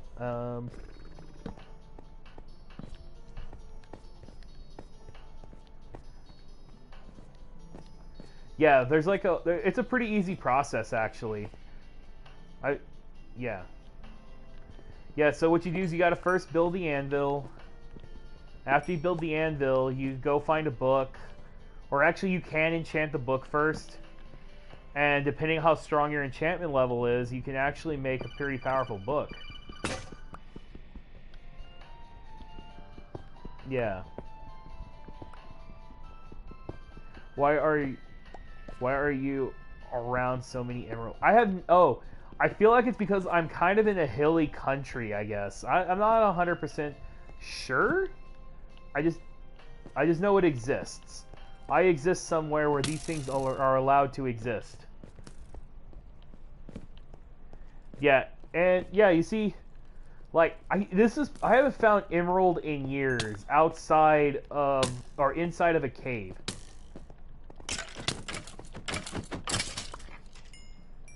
So that's a thing. Oh, I guess I don't have any more. Yep, that's fine. Yeah, so... Yeah, I mostly find emeralds in villages, and I steal them from there. Yeah. I'm a monster that way. But, yeah, I must be, like, I'm in a hill biome, I guess, and then the game just goes, since you're in a hill biome, you get all these emeralds. Have fun, kiddo. Yeah. The last stream I was explaining a rogue soldier about oh snap, about Haunting Ground, telling some interesting fun things about that game, and then I fell into a hole and lost my everything, but that's okay. I gained a lot of new everythings. I want to build a house. No, you don't. That's gonna take forever to build. Like, maybe if you're building SpongeBob's pineapple.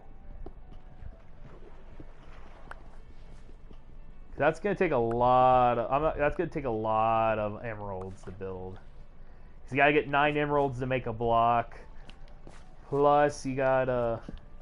Yeah. On top of that, that's really hard flexing right there. That's a flex, right there. I live in a hill biome, but it's full of emeralds. I'm gonna go ahead and make myself this. That's like saying I'm building a house out of no, diamond can be found more frequently than emeralds can. But it's still the equivalence, though. I'm gonna build a house out of diamond because that's my flex. Crazy, yeah, Rogue goes crazy game. It is. It's a lot of fun, dude. So much fun. But then there are people who can't stress game. Okay.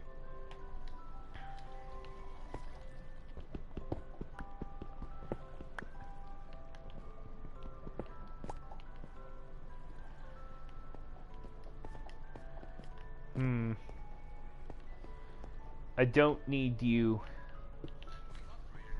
Oh my gosh! Why?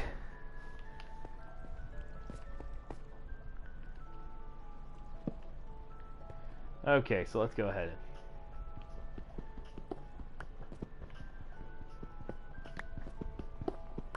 This low-key makes you want to get on right now. Yeah, I wanted to get on because I'm pretty upset at the Ruby fandom and stuff, and yeah, I'm pretty upset at fandom at the. Yeah, I was pretty upset at stuff because everyone's taking a show too seriously, and now they started doing toxic things. I found diamond. I found diamond. Or I think that's more emerald. They're just reading too much. I don't know. I don't even know anymore. I'm not gonna lie. Pretty much, it's just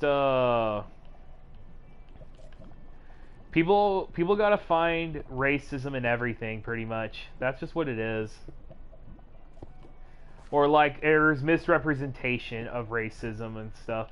There. Oh shit! I died. That was embarrassing. I didn't try to swim in lava. I was standing on top of gravel. There's a difference. Calm down, game.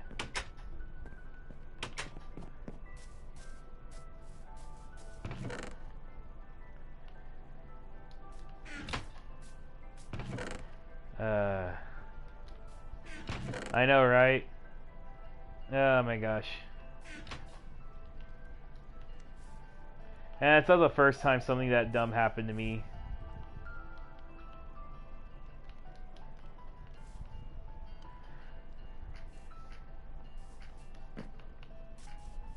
Yeah, it is pretty unfortunate. Even if that was, yeah, I lost 3 emeralds. Even if that was the case, I only saw emeralds. I didn't see diamonds anyways. Thanks, bud. I'll catch you later. Thanks for joining.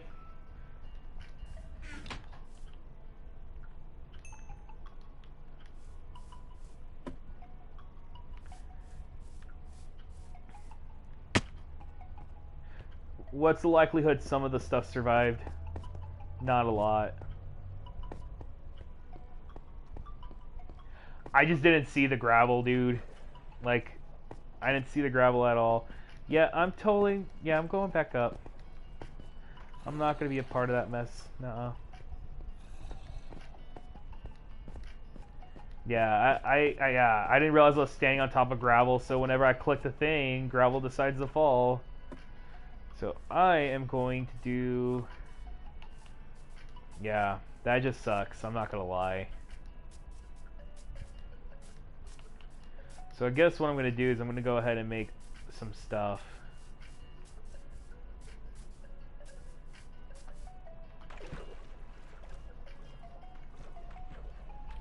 Love you too, bro.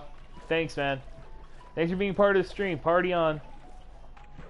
Baby horsey. Yep. I have a saddle and actually a lead. One of these swamp biomes actually had a slime, so I killed the slime, took its slime balls, and decided, hey, I'm gonna do something with this, and I did something with it. But yeah, that's a lot of material I lost. Oh man. That's what happens. That's how cruel Minecraft gets. You know?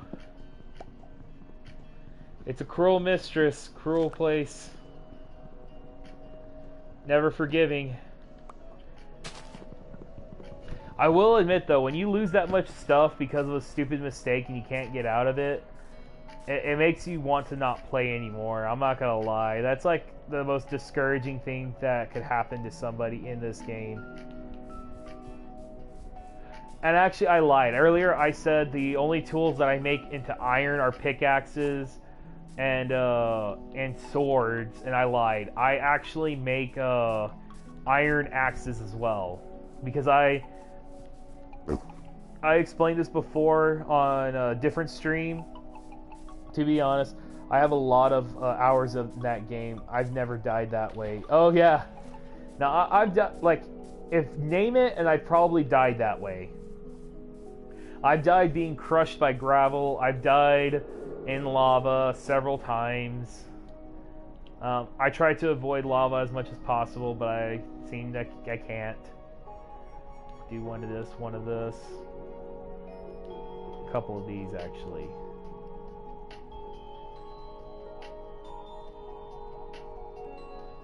Yeah, I think I'm done with that. Yeah. It's not the first time, it won't be the last. That's the thing about Minecraft. Yeah, but I've never had a group fault. Yeah. It's happened. For me, it's happened. I'm pretty used to it. Like, it's a crappy thing to actually say, but you what's called. It's something that's happened to me on several occasions, and it's unfortunate because as a gamer, that's something you don't want happening to you, and it does. And a lot of people aren't proud to admit that they make mistakes in Minecraft. I'm not proud of it, but I'll admit straight up, I make mistakes in Minecraft.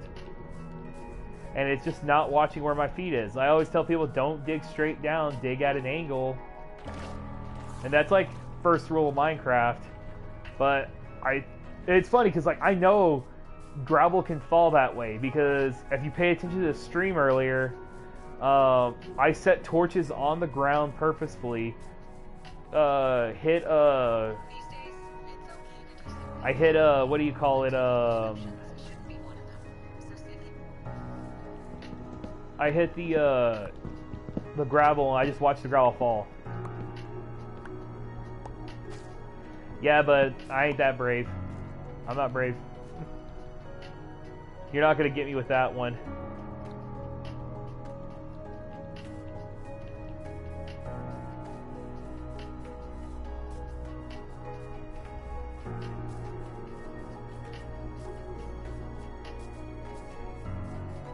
Yeah.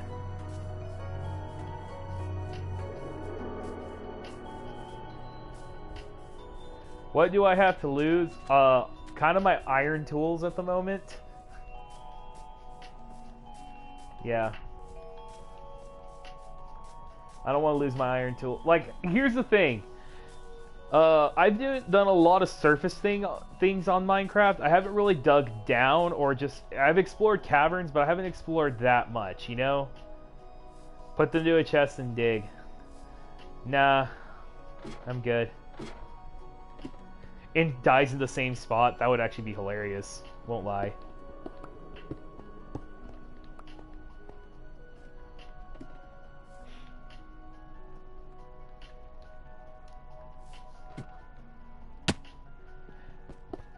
Well, you gotta encourage him, Bubbles.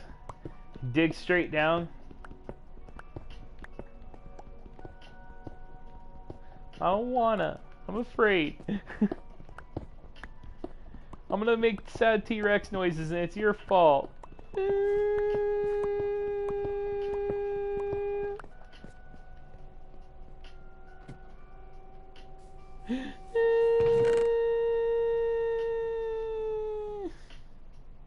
It's what your viewers want.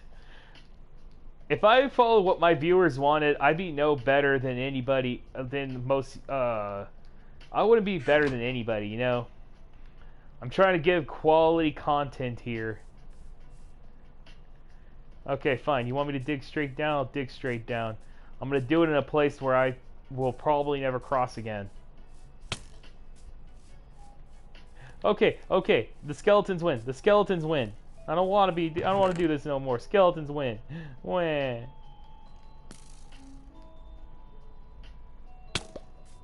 No. That's not what I'm about. Leave me alone, skeletons.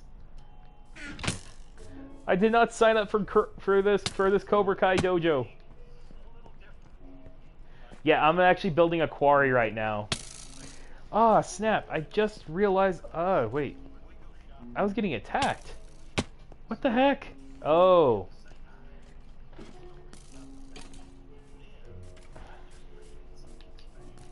Okay, I need to bake some potatoes.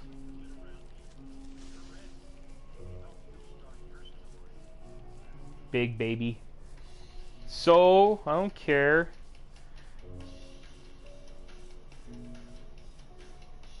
If I did what my viewers said I should do, I'd be Shane Dawson. And that's not what I'm about. Besides, we all know what happened to Shane Dawson. He's demonetized and canceled.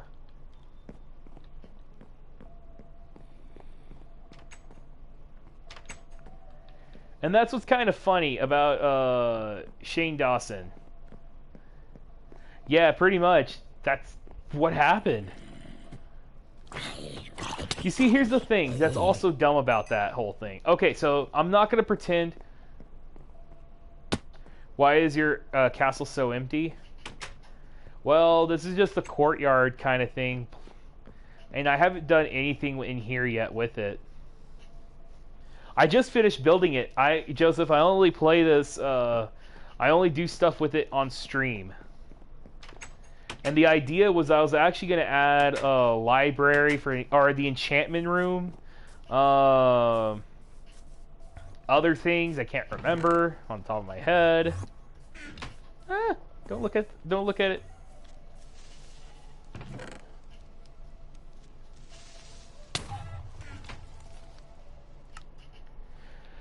What the bleep?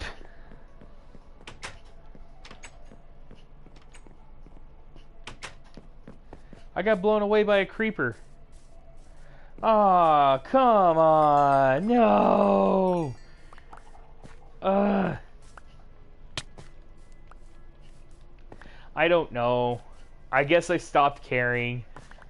I didn't realize it was going to do so much damage. You know, there's just a point where people just stop caring and just go, if I die, I die. I feel like I'm turning into that millennial. Like, 2020, just take me. Oh, man. Speaking of which... Oh, boy. Don't get me started with, Oh, man. 2020 has taken too many good people.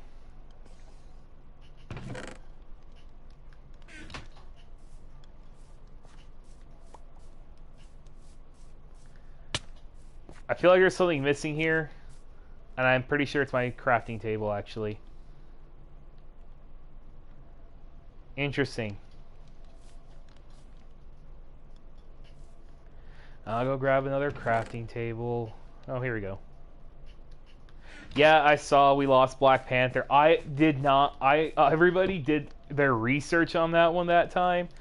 Everyone thought that it was a hoax. I thought it was a hoax. It wasn't a hoax. I was pretty heartbroken by it. I like, genuinely, I think that was like a surprise for everybody. Like, man, that was tough.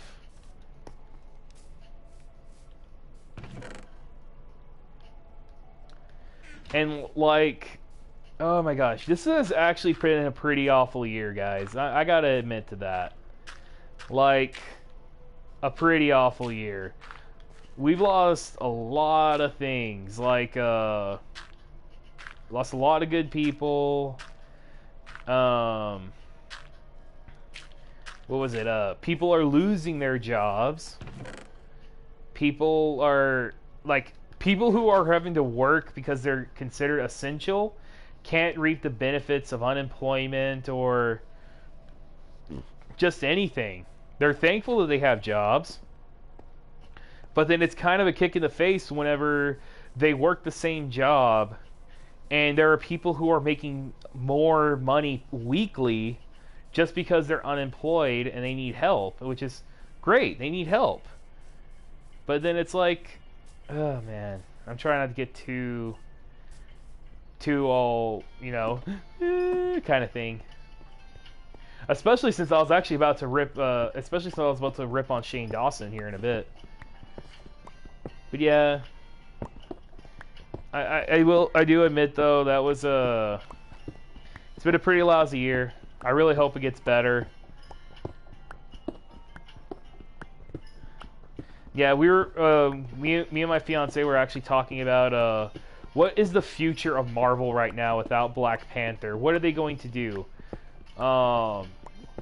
What's called? Fiance says Shuri is going to be the next Black Panther, and they're actually going to treat Chadwick Boseman's death as okay, that happened.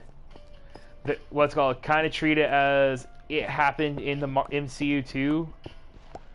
And Shuri's next in line to take over as the Black Panther, becoming the first female Black Panther. I told her I want Wesley Snipes to be the next Black Panther. Wesley Snipes playing the Black Panther will be pretty lit. Especially since he's his own stuntman.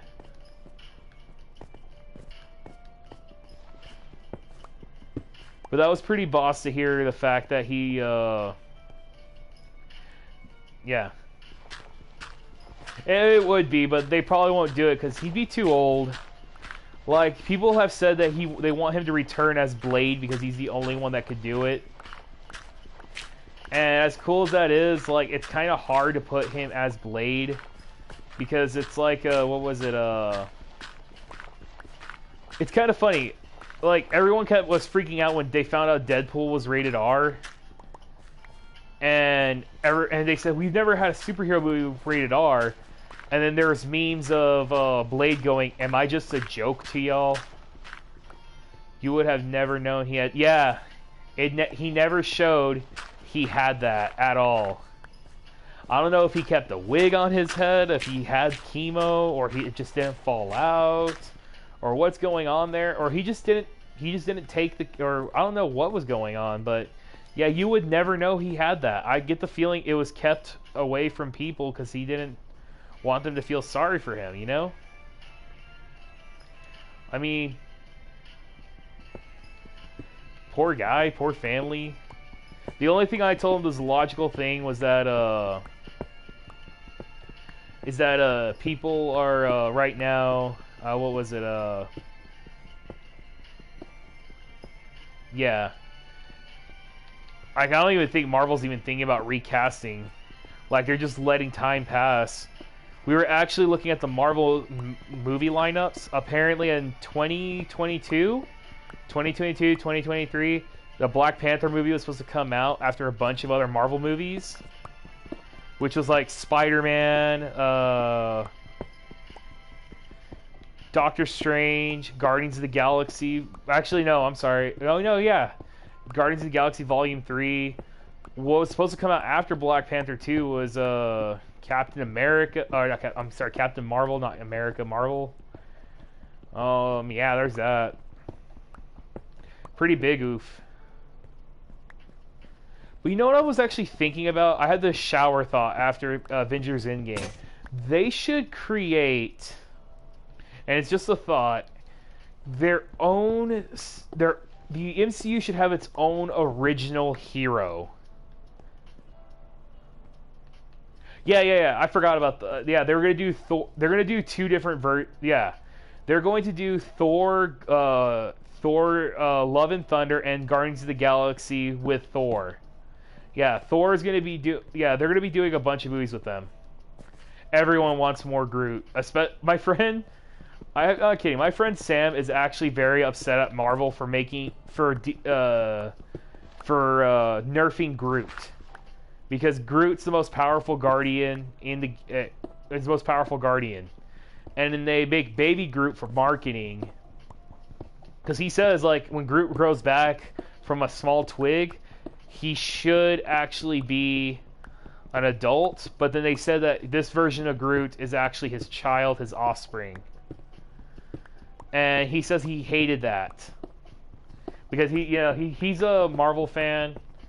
And he wants everything to be by the book, or at least if you do something different, make it like something that he likes. But he hated the fact that they nerfed Groot. Yeah.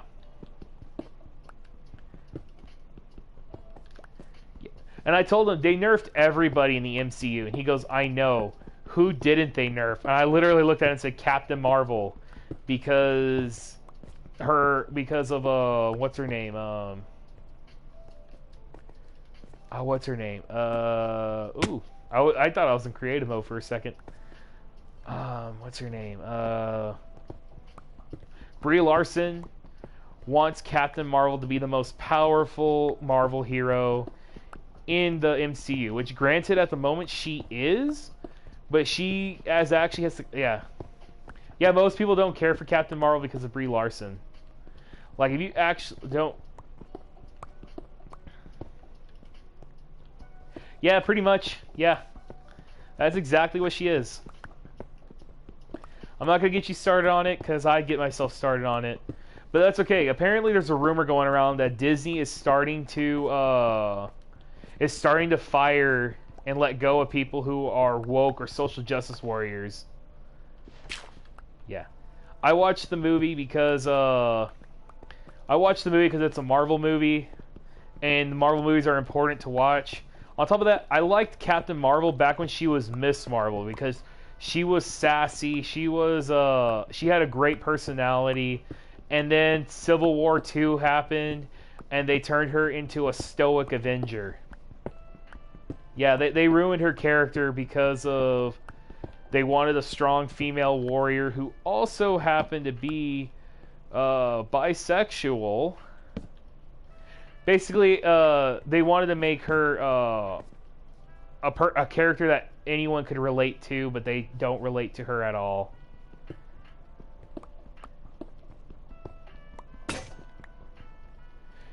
One of the biggest things, though, that's a problem with the problem with the movie isn't what's the context of it. The problem with the movie I have is that the writers have no idea what to do with Captain Marvel's character, because there was talks at the time. There was talks of rebooting Marvel completely, like giving it the classic DC reboot, and they weren't sure what they were going to do with Captain Marvel's character, like personality-wise, because in the comics she was just very stoic, and the reason why she has no personality is because they couldn't write her a personality.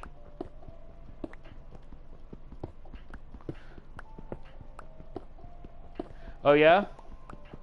Oh yeah. What lawsuit was that?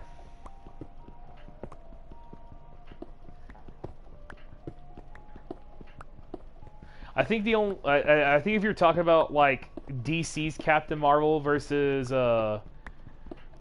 Marvel's Captain Marvel, then pretty much, yeah. But other than that, not sure.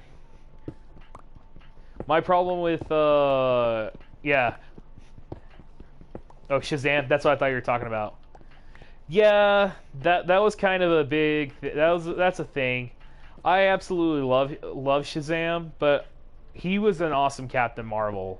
And there's content of him existing as Captain Marvel. And it's hilarious because like I've had this argument with people saying that it's only recent that he got the name Shazam, and it's as recent as 2010, whenever they rebooted what's called DC Universe into what was it into New 52. Honestly, I like the moniker they gave him with Captain Thunder when they were with the Shazam kids, where all 5 of them made Captain Thunder instead of Captain Marvel. I liked that idea. I liked the name more than I did the idea of 5 kids made one person. Basically, they Captain Planet, Captain Thunder, and then they changed it to Shazam later because they just wanted to avoid the lawsuit altogether. And they more likely knew it, and everybody mostly knows him as Shazam over Captain Marvel, I guess. And honestly, like, when I looked at it that way, I was just like, you know what? Screw it. But just to upset people because they have to be a Brie Larson fan, I always tell them, oh, what was it? Captain Marvel? Oh, you mean the inferior Captain Marvel. We're like kid turning into a full adult. LOL. I just like the, yeah, same. It's great. It's a great concept. I love it. I especially like the movie where they're like, hey, I can't hear you, bro. Mind speaking up?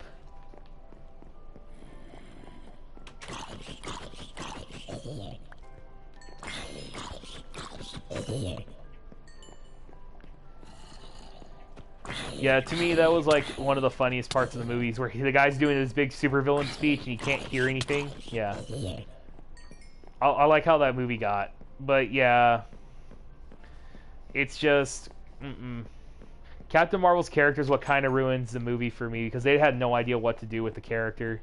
They're just like, let's make it stoic as possible. Oh yeah, but the other thing was, whenever they did Avengers Endgame, she wanted to be the one that defeated Thanos. She wanted to take away. She wanted to be the one that hold Thor's hammer. She said that Captain America didn't deserve it. Captain Marvel does. And everyone looked at her like, no, Captain America does. You just don't want it because he's male. Like, if you actually, like, it was kind of like this weird thing. Like, she felt necessary to assert her dominance in Marvel. Like, she thought she was going to be the next top dog because she's basically like the Superman of Avengers. And I looked at her like, no, if anyone is going to take that spot, it's going to be Thor. And honestly, Thor didn't have to ask permission to wield his own hammer. Well, I guess he did. I forgot about the first movie's a thing where he had to ask his daddy's permission to hold his own hammer. But other than that, nah, like, that was just, But yeah, Disney, there's rumors going around saying that Disney's gonna just, is gonna fire and tell people stop being woke, or, stop being woke, stop being, SJWs. We're not the kind of company that will do that. That's not what we're about. We're going to go back to the customer is always right, because apparently the Star Wars fandom's very upset because of Kathleen Kennedy. I don't know if y'all heard this, but they fired Kathleen Kennedy for ruining the Star Wars franchise with her sequel trilogy. They hired George Lucas to come back to take over, and he's going to make his own sequel trilogy. Get this, though. They're going to hire Keanu Reeves to play the next big bad villain for George Lucas' sequel trilogy, and he's supposed to be the king of the Sith, like the throne that Palpatine was sitting on Exegol. Yeah, that's what it's called, Exegol. That was the Sith King's throne, and Keanu Reeves is going to be the Sith King. And he's going to go back in time and correct everything. And I was like, so let me get this straight. You hired John Wick. Wait, they're rebooting? Yeah, they're rebooting the sequels, but they're gonna retcon everything, and they're gonna have it where Keanu Reeves is going to correct the entirety of the sequel trilogy. But basically but you're kind of missing the point here. Basically everything about it got so messed up about the sequel trilogy. They hired John Wick to kill it. They're hiring John Wick to kill the sequel trilogy of Star Wars. See, that's the point that everyone's missing here.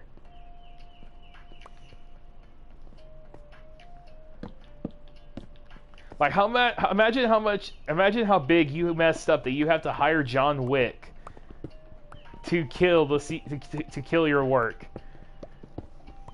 And he goes, like, I imagine a talk with George Lucas. All right, so Keanu, we want to hire you to play the Sith Lord. You do realize that I'm not a bad guy in any of my movies, right? Okay, so you see, sir, the thing is, we want you to be in it because you play John Wick. I mean, yeah, they weren't... Okay, so, Joseph, to kind of give you some context on everything wrong with the sequel trilogy, Kathleen Kennedy has come out and said and she has been found out with this, too. She used the sequel trilogies just to push, what's it called, her feminist agenda onto it. Because she felt like there wasn't enough female representation in Star Wars.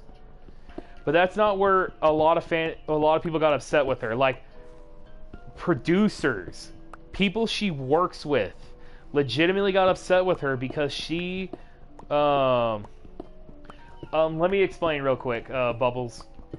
So, they found out because rumors surfed online. Because first the rumors started with everyone saying, "What if there was a George Lucas cut of The Rise of Skywalker?" Then there started a wildfire rumor about there being a Lucas cut to Star Wars. So the producers finally said, because no one was actually disproving it, so they actually went up to Kathleen Kennedy and said, "Is there a Lucas cut to Star Wars?" So they went to the Skywalker Ranch and found out there is in fact a Lucas cut of The Rise of Skywalker. They went and watched it, and they came out of that movie upset. Apparently, at some point during production and filming, J.J. Abrams found it necessary to hire George Lucas to finish or to film the movies. Yeah, because he felt like his movie wasn't good. He did everything Kathleen Kennedy asked for, wasn't happy with it, hired George Lucas, and they reshot 40% of the movie. And so they has a completely different ending. Even the ending's different. The ending, Rey was going to die and Ben was going to live. And he was going to continue the Skywalker name. Like, that was the choice he was going to make. He was going to become Skywalker. That was the whole point behind Rise of Skywalker. Well, what ended up happening was that Kathleen Kennedy watched the movie, and she didn't like the ending that Rey died. So she told him, no, go back to the Abram cut. But one of the Abram cut was actually going, but the Lucas cut was going to explain how Palpatine came back. And that's the thing that was missing in the movie. If you wanted to know that Palpatine was going to come back, or how he did, you had to play Fortnite to do it. But no, Palpatine was going to be explained as he used the veil of the Force to come back. But the biggest thing was that the way Rey found out was after Rey kills Chewbacca.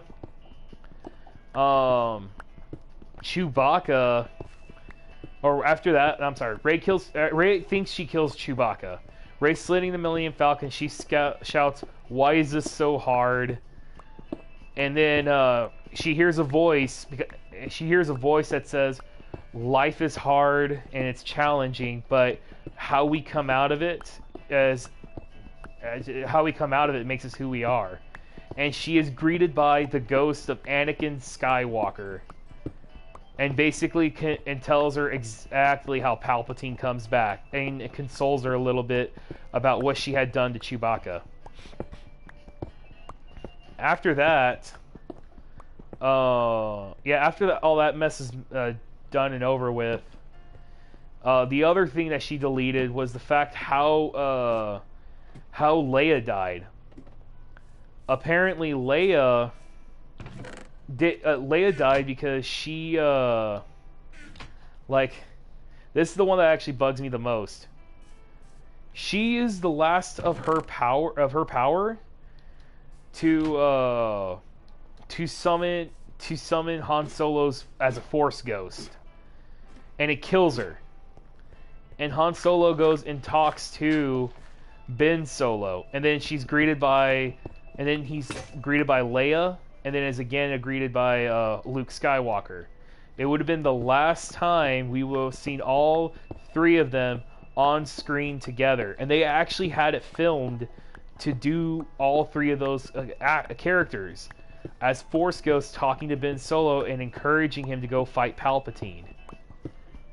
And because of this, and the thing is, Kathleen Kennedy wasted millions of dollars on these reshoots and didn't even bother using the cut. And apparently she did it to spite George Lucas. She called George and said, "I changed the ending to the movie, and guess what? Your ending's not going to get used. It's going to be my ending, and I'm single-handedly took away the Skywalker name." The fact that Rey took the Skywalker name is cringy. She should have taken the Palpatine name. It would have been more memorable, yes, because it means that bloodlines don't matter, but she didn't. The whole reason why she took the Skywalker name is because Kathleen Kennedy wanted it to be the case. She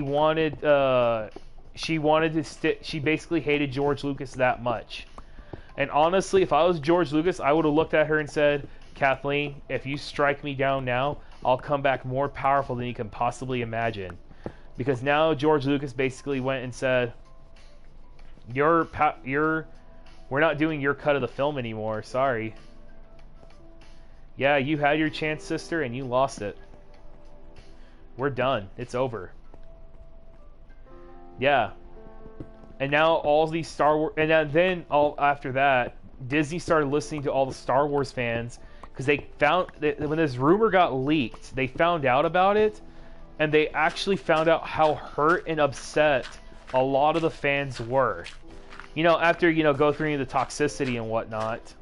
Yeah, a lot of fans were actually hurt that this wasn't the trilogy they got. This is something they would have accepted after The Last Jedi, because the Lucas cut to Rise of Skywalker could have saved the entire sequel trilogy. But now because she's gone, George Lucas is going to make the sequel trilogy he's always wanted to make, and the intention he gets to do it. And everyone is pretty happy about that. But the thing is up in the air is they don't know who they're going to cast for it. There's been talks about recasting Luke Skywalker because obviously Mark Hamill's too old to play a 40-year-old version of himself. So there's talking that they might do the exact sequel trilogy he wants to do. And yeah, I absolutely agree. She should have taken the Palpatine name, not the Skywalker name. But the only reason why she's even alive, I think she should have just died, because at least that would have been the most redeeming quality of that character, and not to sound cruel or anything. But it's because if she had died, then she would have had a hero's death.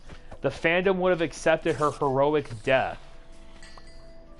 And the thing is, they didn't want her to die out of malice or cruelty. They were just like, you know what? I would have accepted her dying of a heroic death if she had died there.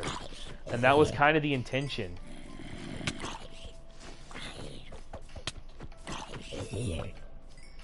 But yeah.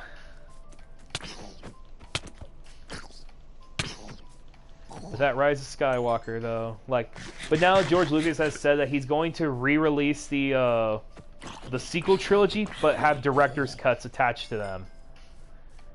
And by that I mean, he's going to actually, he's going to do it straight to DVD or video, or whatever they call it these days.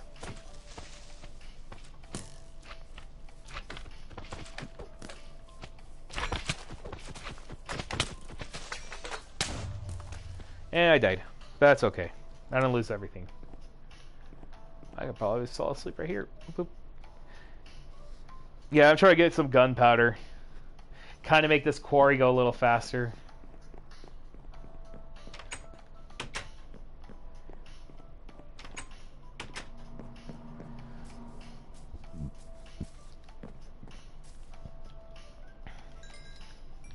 I do say the most cringy part is the fact that they copied the... I told my brother this.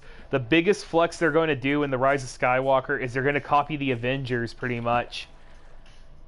And, you're going to hear, C-3PO go, Master Ray, on your left. And then be greeted by the entire Star Wars franchise coming after her and Palpatine coming back. And so, we all knew Palpatine was coming back, but then... that Avengers ending happened, and I looked at my brother and said, fucking called it. That had to be the biggest flex by Disney. We own all of it, so why the heck not do the ending to Avengers on it? Yeah, I totally called that. I called it. I'm not proud that I called it, but I called it nonetheless. Imagine that's your biggest flex is, hey guys, I'm going to call the ending to I'm going to copy the ending, so why not? We can do this. Why are you going to do it like that? Well, because we're Disney. We can do whatever we want. We own everything. I think there's a video that showed how much Disney owned. Dude, we're Disney. We own everything. Hey, Batman, here's 15 mil. Haha, thanks, dick. What? You don't own Batman? Not yet. The fact that Disney probably has the confidence to actually go and say that to somebody. You don't own Batman? Not yet.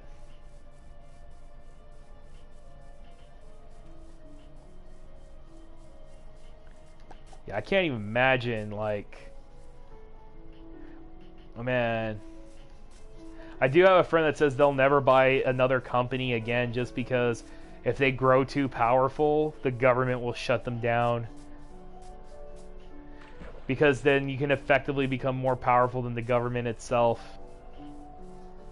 Imagine, like, the United States being owned by companies and then they decide to call it the Conglomerate States of America.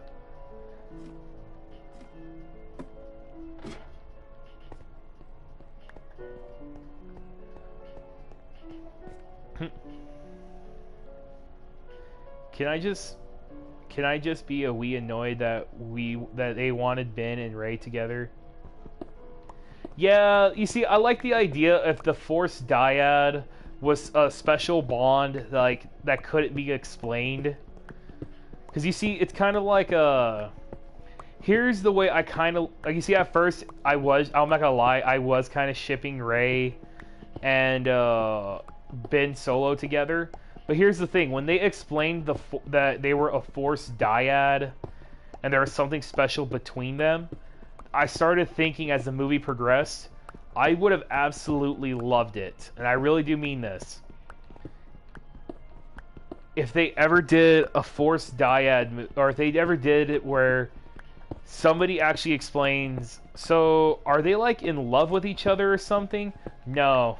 It's not that simple to explain their relationship. They're closer than lovers. They're closer than a mother and a child.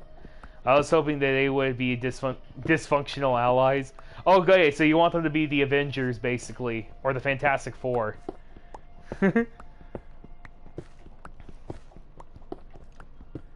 of, what's called. Originally, though, apparently, like, one of the cuts that J.J. Abrams did for the film, whenever they're having a lightsaber fight, was that they were actually going to use the Force and teleport everywhere. Like, it shows them fighting on Tatooine. There was a fight with them on Naboo. A fight on Endor. They were going to be fighting everywhere. Kind of like how, when Rey... kind of like at one point when Rey and Kylo Ren... Like, Rey was in Kylo Ren's chamber and Kylo Ren was, like, on a planet and they were fighting each other. Yeah, they were like J.J. Abrams was going to do that a second time, but they were going to try to support to all locations in the Star Wars universe. And Kathleen Kennedy didn't like that.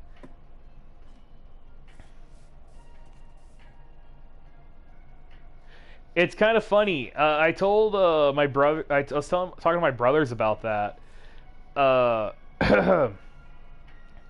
I told him that I feel like Rey would, if Rey had gone dark side in the movie like everyone thought she was going to, I figured it was going to happen because the reason why I bring that up is because Rey fights like a Sith Lord. She's aggressive, she is rash, but she's very powerful. And I honestly think she fights like a Sith Lord. But if you pay attention to how Kylo Ren fights, like, yeah, there are times where he's aggressive, but as I looked at it more and more, I started seeing that he kind of fights like a Jedi. And the way it hits the fact that he fights very calm and Jedi-like was whenever he was fighting all the troopers inside the Snoke's Snoke's area, where all those guys in red came over and attacked both Rey and Ben. Yeah, I honestly thought that's where I saw that Ben could become a Jedi again, and Rey was gonna go Dark Lord, and then it was gonna be Ben that brings Rey back. Like, even in the movie, I was like, no, Ben, you have a chance to come back because you fought like a Jedi. I know it's there. Because it's how calm he fought. And then it would have been awesome to see... like, The Last Jedi, I honestly think Rey should have went dark side. And Ben should have been the one going, no, Rey, don't do that. And the types of lightsaber combat is interesting. he did learn from his uncle, so no wonder that he learned that type. It's actually like, it's kind of interesting. If you look, well, it's probably not canon anymore, but if you actually look at what Luke knows as far as lightsaber styles go, yeah, he knows two different types of styles. He knows Obi-Wan style, which I forgot what it's called on the top of my head, which is a very defensive style that relies on you being constantly it relies on you defending and being constantly attacked. So if you ever go watch Revenge of the Sith and see how Anakin and Luke fight, or I mean not Luke, Obi-Wan Kenobi fight on Mustafar, you'll actually see it's a very defensive style, and Anakin's actually the one that's attacking aggressively. And then you compare the notes to Star Wars Episode 4. Vader is actually afraid of Obi-Wan Kenobi in this fight. So he is fighting super defensively and only attacking occasionally. It's why he's not very aggressive. And then what's called Luke fights a little aggressive because apparently Yoda trained him offensively and Obi-Wan trained him defensively. Yeah. So there's like multiple different styles happening at once with Luke. And all I could think of at that moment was how crazy, like, he learned from two different masters, and on top of that, I think in the current comics, he's looking for a third master to teach him more Force stuff. And then I'm kind of upset though. But the thing is though, like, I don't know anything further than that, but I wouldn't be surprised if it's like another. He learns another lightsaber fight. Yeah. And the other thing though, what somebody had mentioned though that they didn't like is that Rey is very undisciplined with the lightsaber. It's why she's so aggressive with the lightsaber.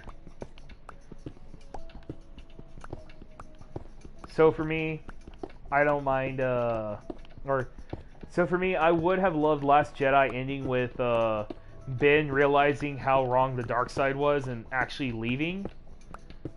And then, or like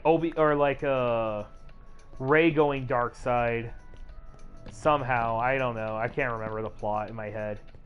And then the entire Rise of Skywalker is Ben and Rey becoming Grey Jedi, because the book that Rey takes from the Jedi Temple is known as the Book of Wills, which is the very first book ever written for the Jedi. It's so old, it's written in actual text. I don't know if any of y'all have ever paid attention to this. Yeah. I think though that's because like they had multiple weapons training for they had multiple weapons training as whatever, so he knew how to fight. It's kind of like whenever I studied martial arts and we were starting to do weapons training, whenever you learn one weapon discipline, the rest become easy. Like, you learn the functionality of it, so you can develop your own discipline as you went. But why did Rey fare better than Finn did, even though Finn was trained pretty well in combat? Well, it's because Rey's kind of a Mary Sue. People have been telling it to me for a while, and I said I can see the problem, but I'm not going to judge the entire trilogy based off of one movie that I saw. It's kind of like judging the entirety of the prequel trilogies based off of Jar Jar being in the first movie and him being nearly absent in the rest of them. And then you're saying that the entire prequel trilogy sucks just because of Jar Jar, which I honestly don't think is true at all. And y'all can fight me nerds about it.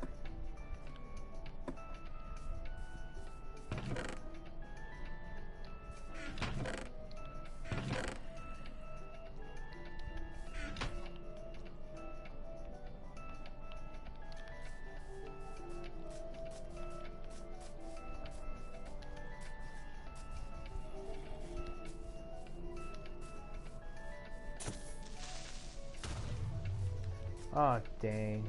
I didn't do enough damage to get its powder. Space Politics had the best fight scenes. Pretty much.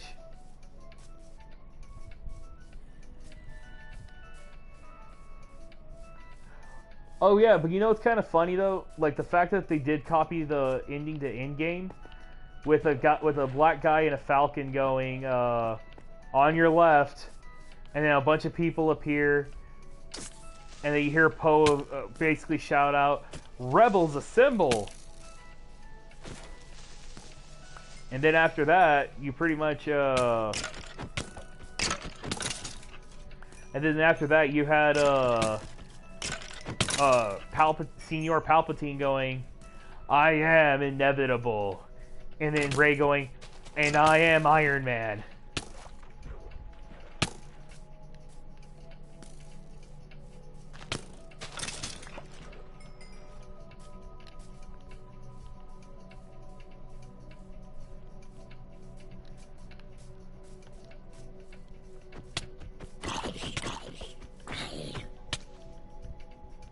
And of course I died.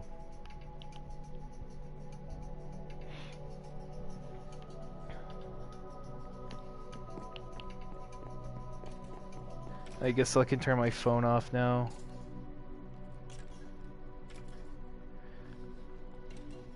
Oh yeah, the Reddit thing. Huh.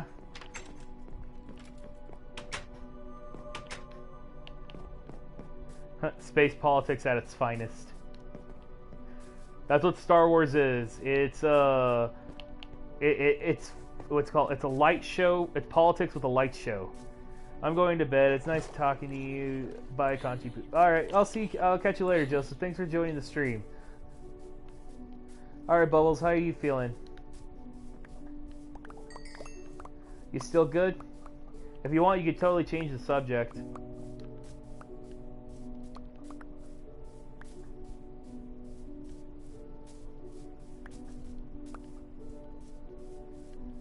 Yeah, of course, Joseph. You're a good kid. I don't care what people say about you.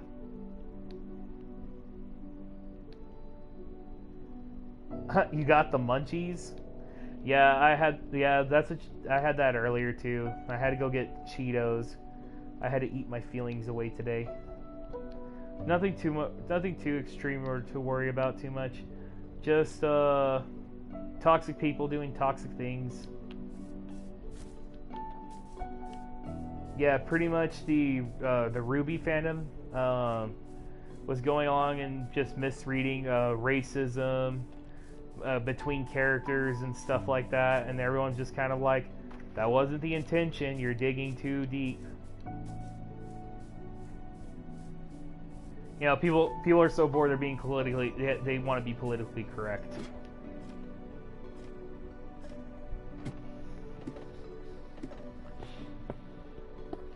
Yeah. You know what I like to do when I get the munchies? Oh. I tried soup, salad, still hungry. Oh, geez, we stopped watching Ruby because, yeah, it's really hard. We were gonna cosplay them. Yeah, you see, the thing is, I just learned to watch Ruby and just don't follow any of the Ruby tubers. Nobody on Twitter. Honestly, like, the only reason why I know which characters are like gay or transgender of some kind is just because my fiance follows people on Twitter, the creators, and the creators will come out and say, oh yeah, so this character Marigold, she's a transgender, but the fandom wants to yeah. You see, here's the thing. I used to be all for Bumblebee, but then I started making Yang my waifu. And I was like, no, it's either me or no one. And then as kind of like my joke for it, and that was my argument to that. But then, like, whenever people kept shipping Bumblebee and pointing out all those things, that's whenever it kind of stopped being fun. And I felt like they were the fans were forcing Rooster Teeth to basically ship people they don't want to ship. Like, because like Rooster Teeth will listen to their fans, And I think that's the issue. If you let your fans control the content that you, control the content that you are creating, then you're not really creating that content for you. You're creating that content for them. I mean, and I like to think that whenever you create a work of art, you're doing it for yourself and not for the people you're trying to, or not people you're trying to please, you know? Because I'm pretty sure you get people who request certain cosplays, right? Like, I wouldn't be surprised if people have said, could you cosplay as Misty from Pokemon? I'm just giving an example. But you don't see yourself being Misty from Pokemon. I know Sun Wukong and that one girl was supposed to be a thing, but the fans wanted the one girl with another. Yeah. That's because they want representation in the material. And it's also because Monty said that some of the characters might come out as LGBT. Because he says they're teenagers, they're growing up, and their minds are always changing, and one day they might go, hey, I think I'm like this. Yeah. And so that's kind of what's going on, is that everybody ships Blake with everybody because everybody just is absolutely in love with Blake. The show itself is obsessed with shipping Blake with everybody. Because, like, she starts dating a guy named Adam Taurus, and then they break up before the show even starts, finds out the entire relationship is abusive, a lot of gaslighting, and then there's a lot of controversy over that. I don't even want to get into that. Another thing is that Ruby tubers will be harsh critics too. Oh, everyone's just harsh critics when it comes to these kind of things too. Because, like, could you imagine? It's like I said, fans are probably some of the more toxic people you can talk to. Because some are going to be decent. Like, I consider you probably one of my bigger fans on here. And we know each other in real life, so I can get some pretty awesome criticism from you, and you try to catch every stream every time I'm on, and it's just basically like we're hanging out. And then I do have some fans on here that I appreciate talking to. I haven't gotten anyone toxic yet, and I'm pretty sure the moment I do, I'm gonna be like, okay, get off, you're banned. Like, I'll probably have to actually start getting a moderator, which that's probably what's going to happen. If I got popular enough, I'd actually have to hire up someone to be a moderator just because I don't want the toxic fandom to go, hey, we're at your door because you're not banning people from here. But yeah, that's pretty much exactly what happens in the Ruby fandom. Not going to lie.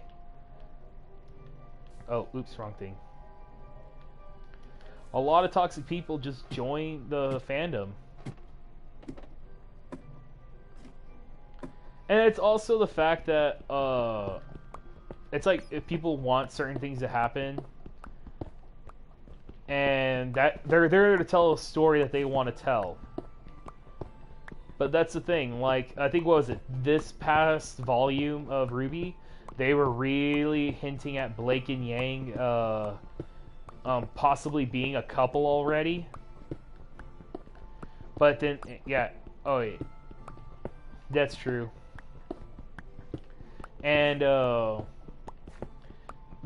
were hinting at the possibility of being a couple, and like I said, I'm all for it, or I was all for it until the fans kind of ruined that fun for me, and I started kind of becoming anti-Bumblebee because of it.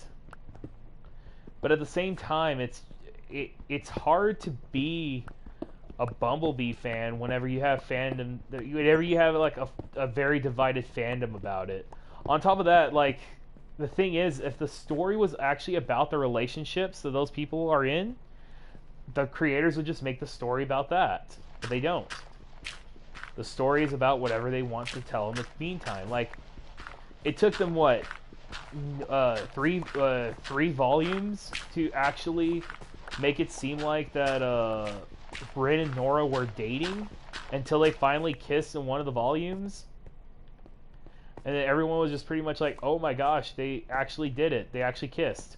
And everyone was actually, and fans were actually pretty much like, okay, that was actually really good. But then, yeah. But then everyone's like, how come we don't have that for Bumblebee? And I'm like, guys, just be glad y'all got a confirmed ship. Like, come on. I want nuts and bolts, darn it. I want Ruby and Penny in a relationship. I mean, it makes a lot of sense. Ruby loves weapons. Penny is a weapon. I mean, it's a perfect relationship. But then I stopped going for nuts and dolts, and I started for going bolts and dolts, which is a three-way ship between Weiss, Ruby, and Penny, because I saw a scene in the ending where they're all hugging up on each other. And then I pointed that out to make a point. Like, I think, what was it? Chloe goes, they were just holding each other after watching a traumatic experience. And I looked at her and said, oh, kind of like Blake and Yang after they have done a traumatic experience. Yeah, I feel like I got my point across. But I also got stabbed with eye daggers. That was not fun. But anyways, let's move away from negative stuff.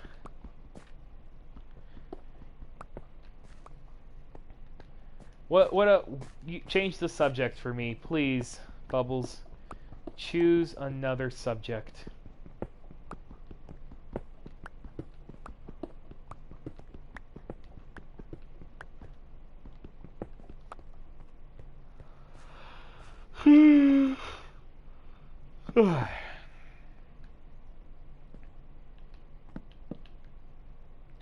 Minecraft. Okay, yeah, we're playing Minecraft. What specifically do you want to know about Minecraft? I find you asking a lot of questions about Minecraft when it comes to me doing some streams here and there.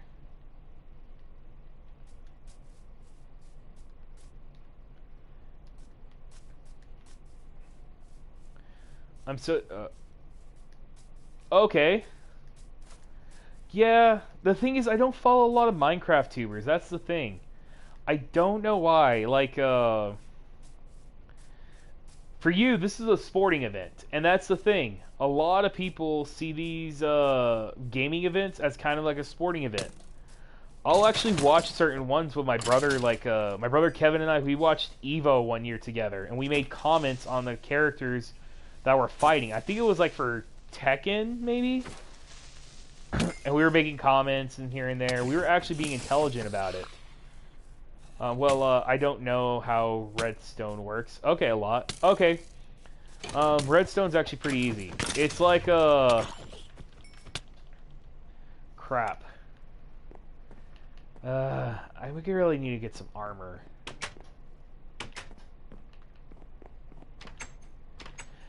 Redstone's not something I always played with, but basically what redstone does, it's like an electrical wiring system.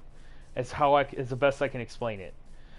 So what it does is that it takes energy from a certain object, such as think of it as a lever attaching itself to think of basically a lever attaching a lever and using redstone to attach it to dynamite. As soon as you press that lever, it will ignite the dynamite, and then it will... Yeah, the entire point of redstone is to carry a charge.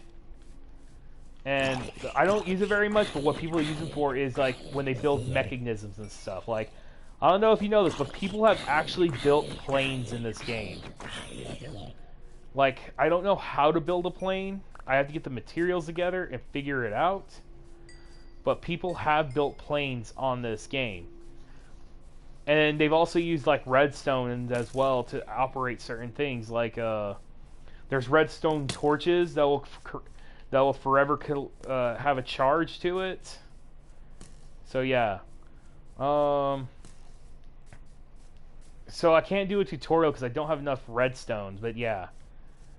That's what a lot of people like to use the redstones for. Is we're going to basically make a mechanism, but we're going to delay and go hide in a corner somewhere. Best way I can describe it is basically, let me see. I guess imagine if somebody, I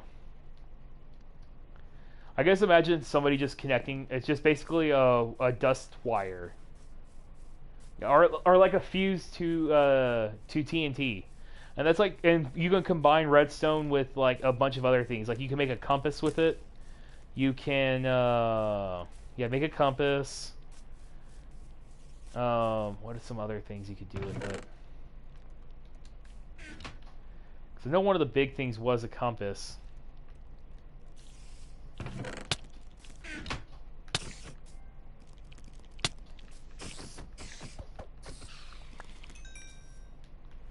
I am Iron Man. Na na na na na na na na na na na na. Yeah, there's a lot of uses for redstone. I just can't name them all off the top of my head because I don't use redstone in a lot of my builds. But redstones are meant to carry electrical currents. That's pretty much their main function.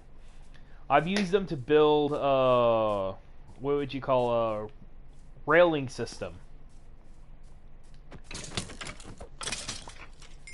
Yeah, I use them to build a railing system to get from point A to point B, and it makes powered rails. So basically, it's what makes the cart continuously go without having you press forward or something.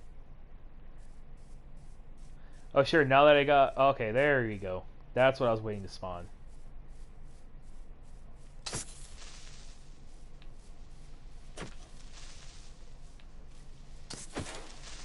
Ha!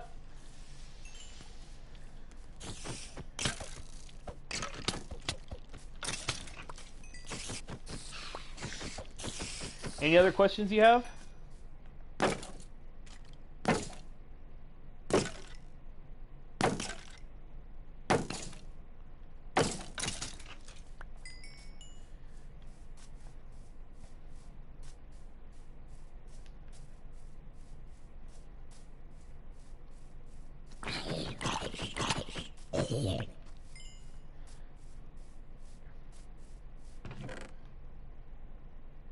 Okay, so potions are pretty easy. So there are two kinds of potions.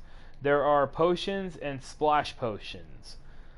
Splash potions, what those do... Yope. Hey, what's up? How you doing, Zuya? Party on, Zuya?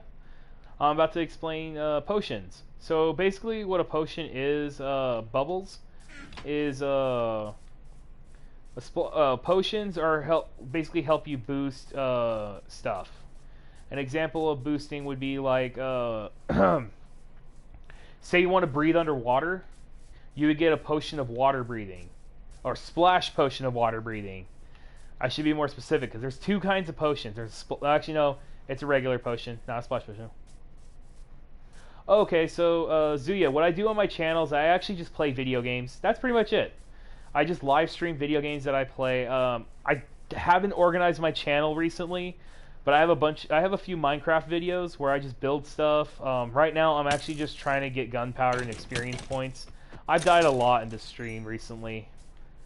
Yeah, pretty sad. I play a lot of RPGs too. I've been playing Final Fantasy VII. I haven't in a while, but I've been playing the Final Fantasy VII story and doing commentary on what's going on. I've done 2 episodes of Undertale, just to introduce Undertale to people and also to practice my voice acting as well. I played a lot of Resident Evil, Zuya. And, cool. How many subs you got? I'm trying to hit, last I checked, I probably got, 23, dude. I just started, like, nearly a month ago. I haven't been doing this for very long. I kind of have this channel. Yeah. Oh, dope! Thanks, man. I appreciate that sub. I think I'll get what's called. I'll hit you up on your subs whenever I'm done with this. I am trying to get a PlayStation camera at the moment. Funds have been kind of funds have been kind of crappy because I've been working a retail job, been trying to survive and stuff like that. I post modding vids on Xbox 360. Interesting. What do you specifically? What do you mod on your Xbox? Minecraft mods? Okay, dope.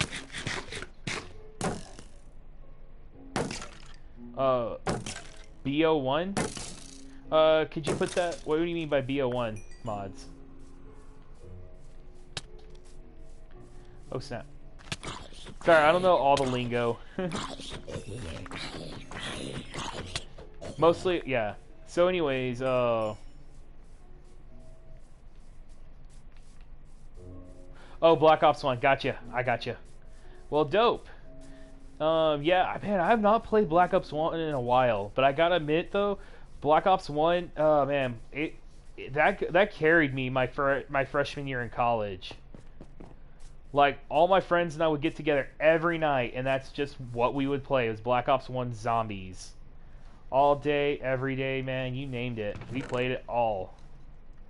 And then when Black Ops 2 came out, we got people together to play Black Ops 2, the 8 phones at 3%. I gotcha. Yeah, that sucks. So yeah, you probably won't be able to be on here. I'll watch it till it dies. Okay, cool. So yeah, we played Black Ops 2, and one night we tried playing Black Ops 2, but then a friend of mine decided, hey, this happened, or what's it called, my friend kind of ruined the night. I won't go into details. Gets pretty graphic, but basically we almost had an 8-way zombies match, and we couldn't play online at our college because our internet sucked really freaking bad. And I mean, it sucked. And so we ended up having to kind of like, just pretty much, yeah, get together. But yeah, I have not played Black Ops Zombies in a long time. And it was a lot of fun just surviving. My friends were more interested in the Easter egg aspect of it. But it stopped getting fun because that's all they wanted to do was Easter eggs, Easter eggs, Easter eggs. And I was like, if I wanted to go Easter eggs, I'd just stay a kid and go hunt Easter eggs in on Easter Sunday. I do have a 360. Yeah, I have not plugged it in a long time. The last time I plugged it was probably 2017. I played Dragon Ball Z Budokai 3 HD collection. Yeah, but that one that got autographed by Goku's voice actor Sean Schimmel. Around the time. Zia 420. Okay, cool. 420 get lit. Yeah, definitely, man. Alright, awesome.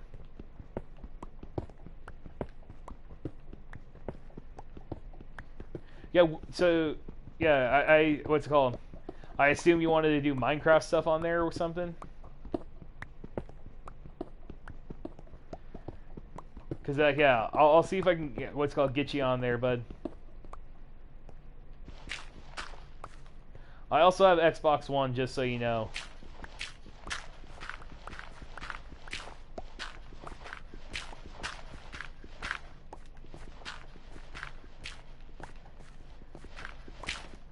I have a modded minigame server I play. I'm trying to transfer over to Xbox One. Yeah. Yeah. Well, that sounds like fun. Like, what kind of minigames do you have specifically on there? Minecraft, Black Ops 1, don't matter. Okay, yeah. I don't know if I still have Black Ops 1. I have to go hunt for it. I'm pretty sure it's somewhere in one of my CD collections or something. I felt like I had it. I felt like I lost it somewhere. It's like I said, it's been a while since I turned on my Xbox 360.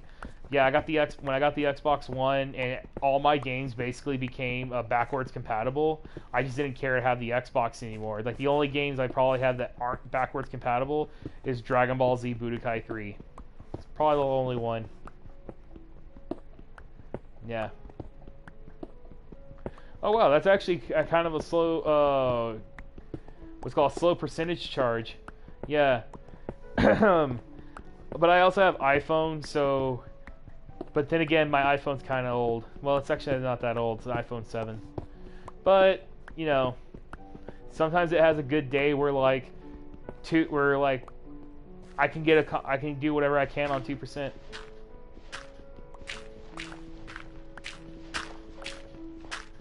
Yeah, sure, man, definitely. I'll go ahead and do that. That sounds really fun, really awesome. Yeah, definitely. I'm down for that. But yeah, I mostly make this channel just so I can hang out with my friends long distance and stuff, so we can all talk. Yeah, I got friends scattered all over the place. So yeah. Yeah, definitely, definitely.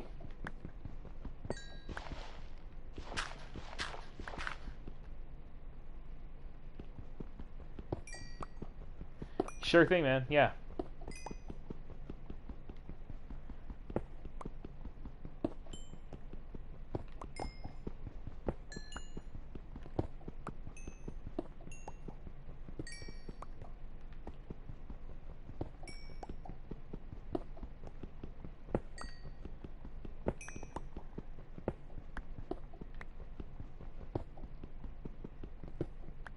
Oh yeah, yeah. Is there even servers like I'm actually still surprised there are servers that still support Xbox 360. I don't think I've had lagging problems on Xbox One, but then again, the only thing I've ever played online on Xbox One is Minecraft, and I did that with a buddy of mine who's in the army stateside, and so we played Xbox One Minecraft. We didn't have any problems with lagging. The only time I've ever had a problem with lagging is probably yeah, your Wi-Fi sucks. Okay, that's understandable. Yeah, I got a pretty good Wi-Fi going here. So basically, if we ever do team up and stuff, 99% of the time it lags, it'll probably be your fault. And I got friends who have Wi-Fi that sucks. They have parents or grandparents that don't know how Wi-Fi works, and they don't let their kids choose the Wi-Fi. Yeah, it's cool. I completely understand. But whenever I moved into my apartment, I had complete control over the Wi-Fi, and I was like, no, I'm getting this because it's cheap. 1%. Okay, yeah. It's totally awesome to have you on stream, Zuya. Thanks for the subscribe. Notification button if you want to watch more of my stuff. So yeah, it's awesome. Be excellent to each other and party on, my dude. But dang, yeah. It's pretty awesome. Nice talking to you too, bud. Hope you can stick around with a bigger percentage on battery life. Remember, kids, manage your phone batteries well. Oh, okay. So wait, Bubbles. So are you not staying in your hotel anymore? Because I know you were talking about being living the hotel life, but I wasn't sure if you were still doing that or not. Aw, my doggy's sleeping.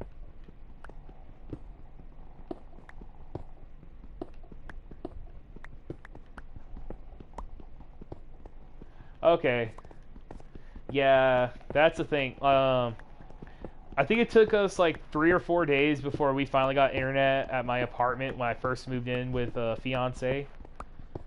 It took us a little bit, so we watched a lot of my DVDs because I like physical copy DVD kind of guy. Didn't want just you know, all what's called, yeah. Couldn't just rely on small screens forever. I have a big TV, might as well put it to some kind of use. So we watched a bunch of old movies, like, so I got to show Chloe like Beverly Hills Cop, just a few things here and there. Then I got to watch some movies of myself. Like I got to show her the new Planet of the Apes series. The internet at my actual house isn't doing so well with internet. Oh wow, okay. Is it because y'all live like in the middle of nowhere, or is it just because y'all just have crappy Wi-Fi internet?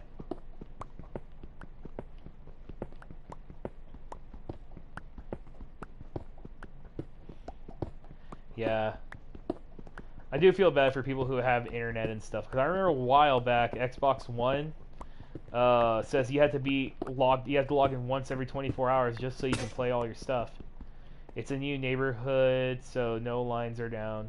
Okay, that makes sense. Yeah. It's a beautiful day in the neighborhood. Would you be my neighbor? Oh, Mr. Rogers. You know, I never watched Mr. Rogers growing up. Never.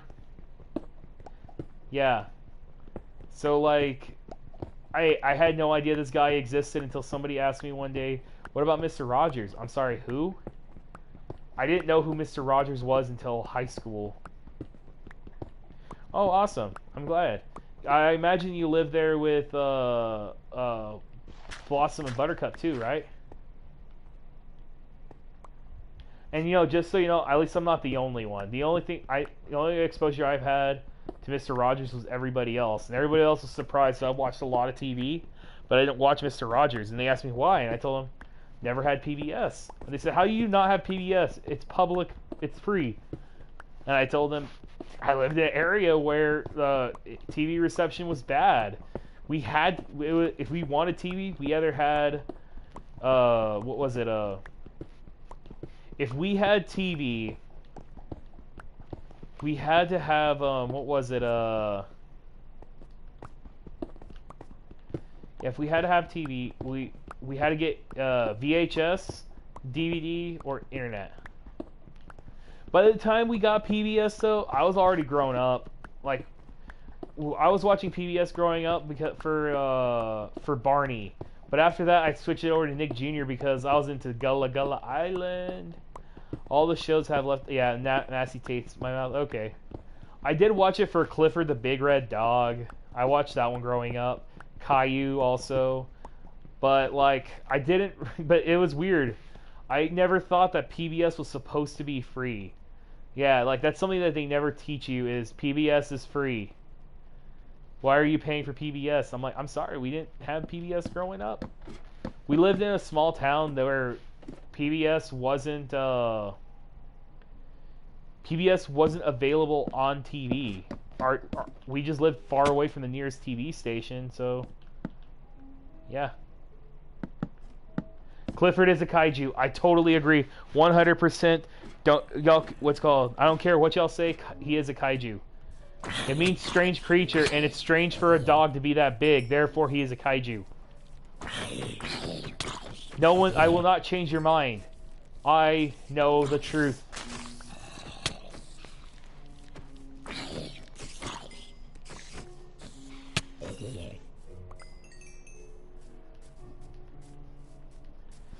People can combat it all they want. I'll tell them, nope, Clifford the Big Red Dog is a kaiju. I can imagine that movie. Actually, you know what? Instead of imagining that movie, here's what we're going to do. We're going to grab the movie Rampage. And then we're going to take a little girl and the giant good boy. Yeah. Here's what we're going to do, actually. Listen up.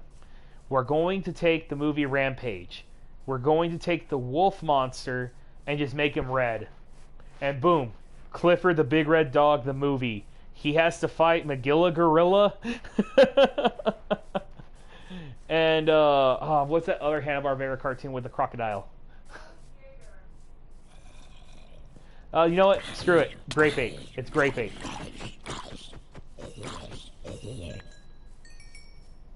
And he'll have to fight the Hanna-Barbera, it's called... Crocodile cartoon you were looking for was Wally Gator. Okay. Yeah, Wally. Yeah, we'll make the crocodile or the alligator in Rampage look like Wally Gator, and we'll do Magilla Gorilla for actually just to make it hilarious to get it out of that trope. Donkey Kong. That's who we'll make him. Donkey Kong.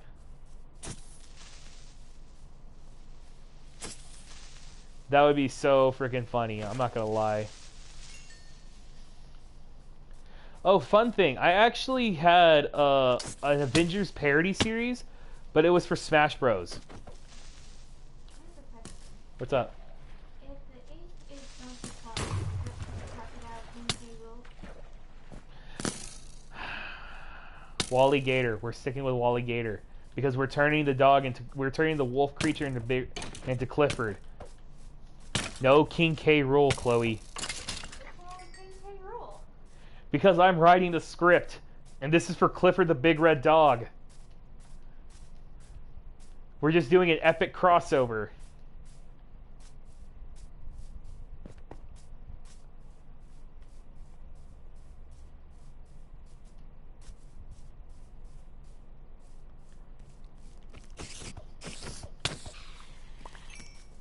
Yeah, I don't know if you heard her, but yeah, she suggested. Yeah, well, I guess you can pretty much think what I suggested from the conversation I had.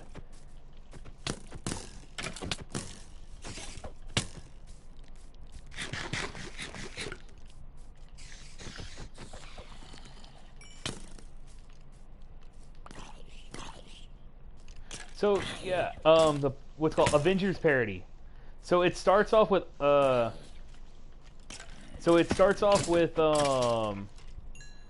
what's it called? It starts off with Mario Brothers, and it shows Mario and Luigi growing up in an orphanage. They can't explain their jumping powers, but they were really good in basketball to the point where they were kind of outlawed. And then one day they get angry and they just shoot fire and lightning from their hands. Luigi lightning, Mario fire. And then pretty much they get a plumbing business after they get out of the orphanage. And they go into the sewers and they end up getting washed away by a flood in the sewers. Yeah, they get washed away, and they end up in the Mushroom Kingdom. Princess gets kidnapped. They go through areas, and they actually meet Donkey Kong. They later find out that their father and mother, yeah, this is actually how it happened. Apparently, their father is Jumpman from the original Donkey Kong game. Their mother was Pauline, and they stayed in the Mushroom Kingdom. But they were kidnapped by a stork. And before you go, why a stork? It's because the Yoshi's island begins with Mario and Luigi being taken being taken to their family by a stork, and they're twins. Mario falls on Yoshi's island, and Yoshi and Mario have to go rescue Luigi, and that's pretty much that adventure. Is that the Yoshi find Mario and they go find Luigi and they run into baby Bowser. And that is actually the first time they meet Bowser.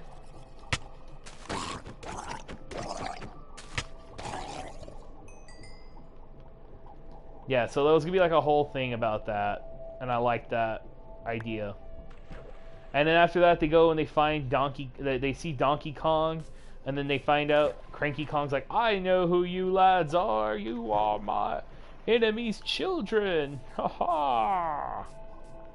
And after that, they end up going to the Bowser's castle. They fight Bowser, and Mario does the classic "So long, ye Bowser," as he breaks the rope bridge and stuff.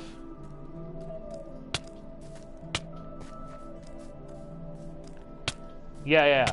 And then it goes into Metroid. The next movie was in the lineup was Metroid. And I was going to cast a famous actress to pose as the person who's supposed to be Samus. And then it was going to actually be like a secret who I actually casted Samus as.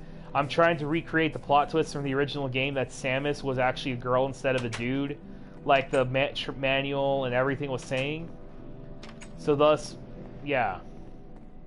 Yeah, it's pretty epic. Not too bad. I actually wrote it down fully, and then Yeah, and then Samus and it's called Samus goes and fights. It's basically the original game. All right, cool. Yeah, I'll tell you about it later. I don't know. I might quit after this stream, anyways. Yeah, it's been going on for quite a bit. Okay. Okay. Why does there have to be so many monsters? It's gonna make me fight all the way to the thing. Alright, I'll catch you later, Bubbles. You take care of yourself, be safe, and don't do drugs. And that goes for the rest of you. I'm gonna go ahead and sign out. This was Magic Conch Shell, and I'll catch you guys on the next one. Peace out.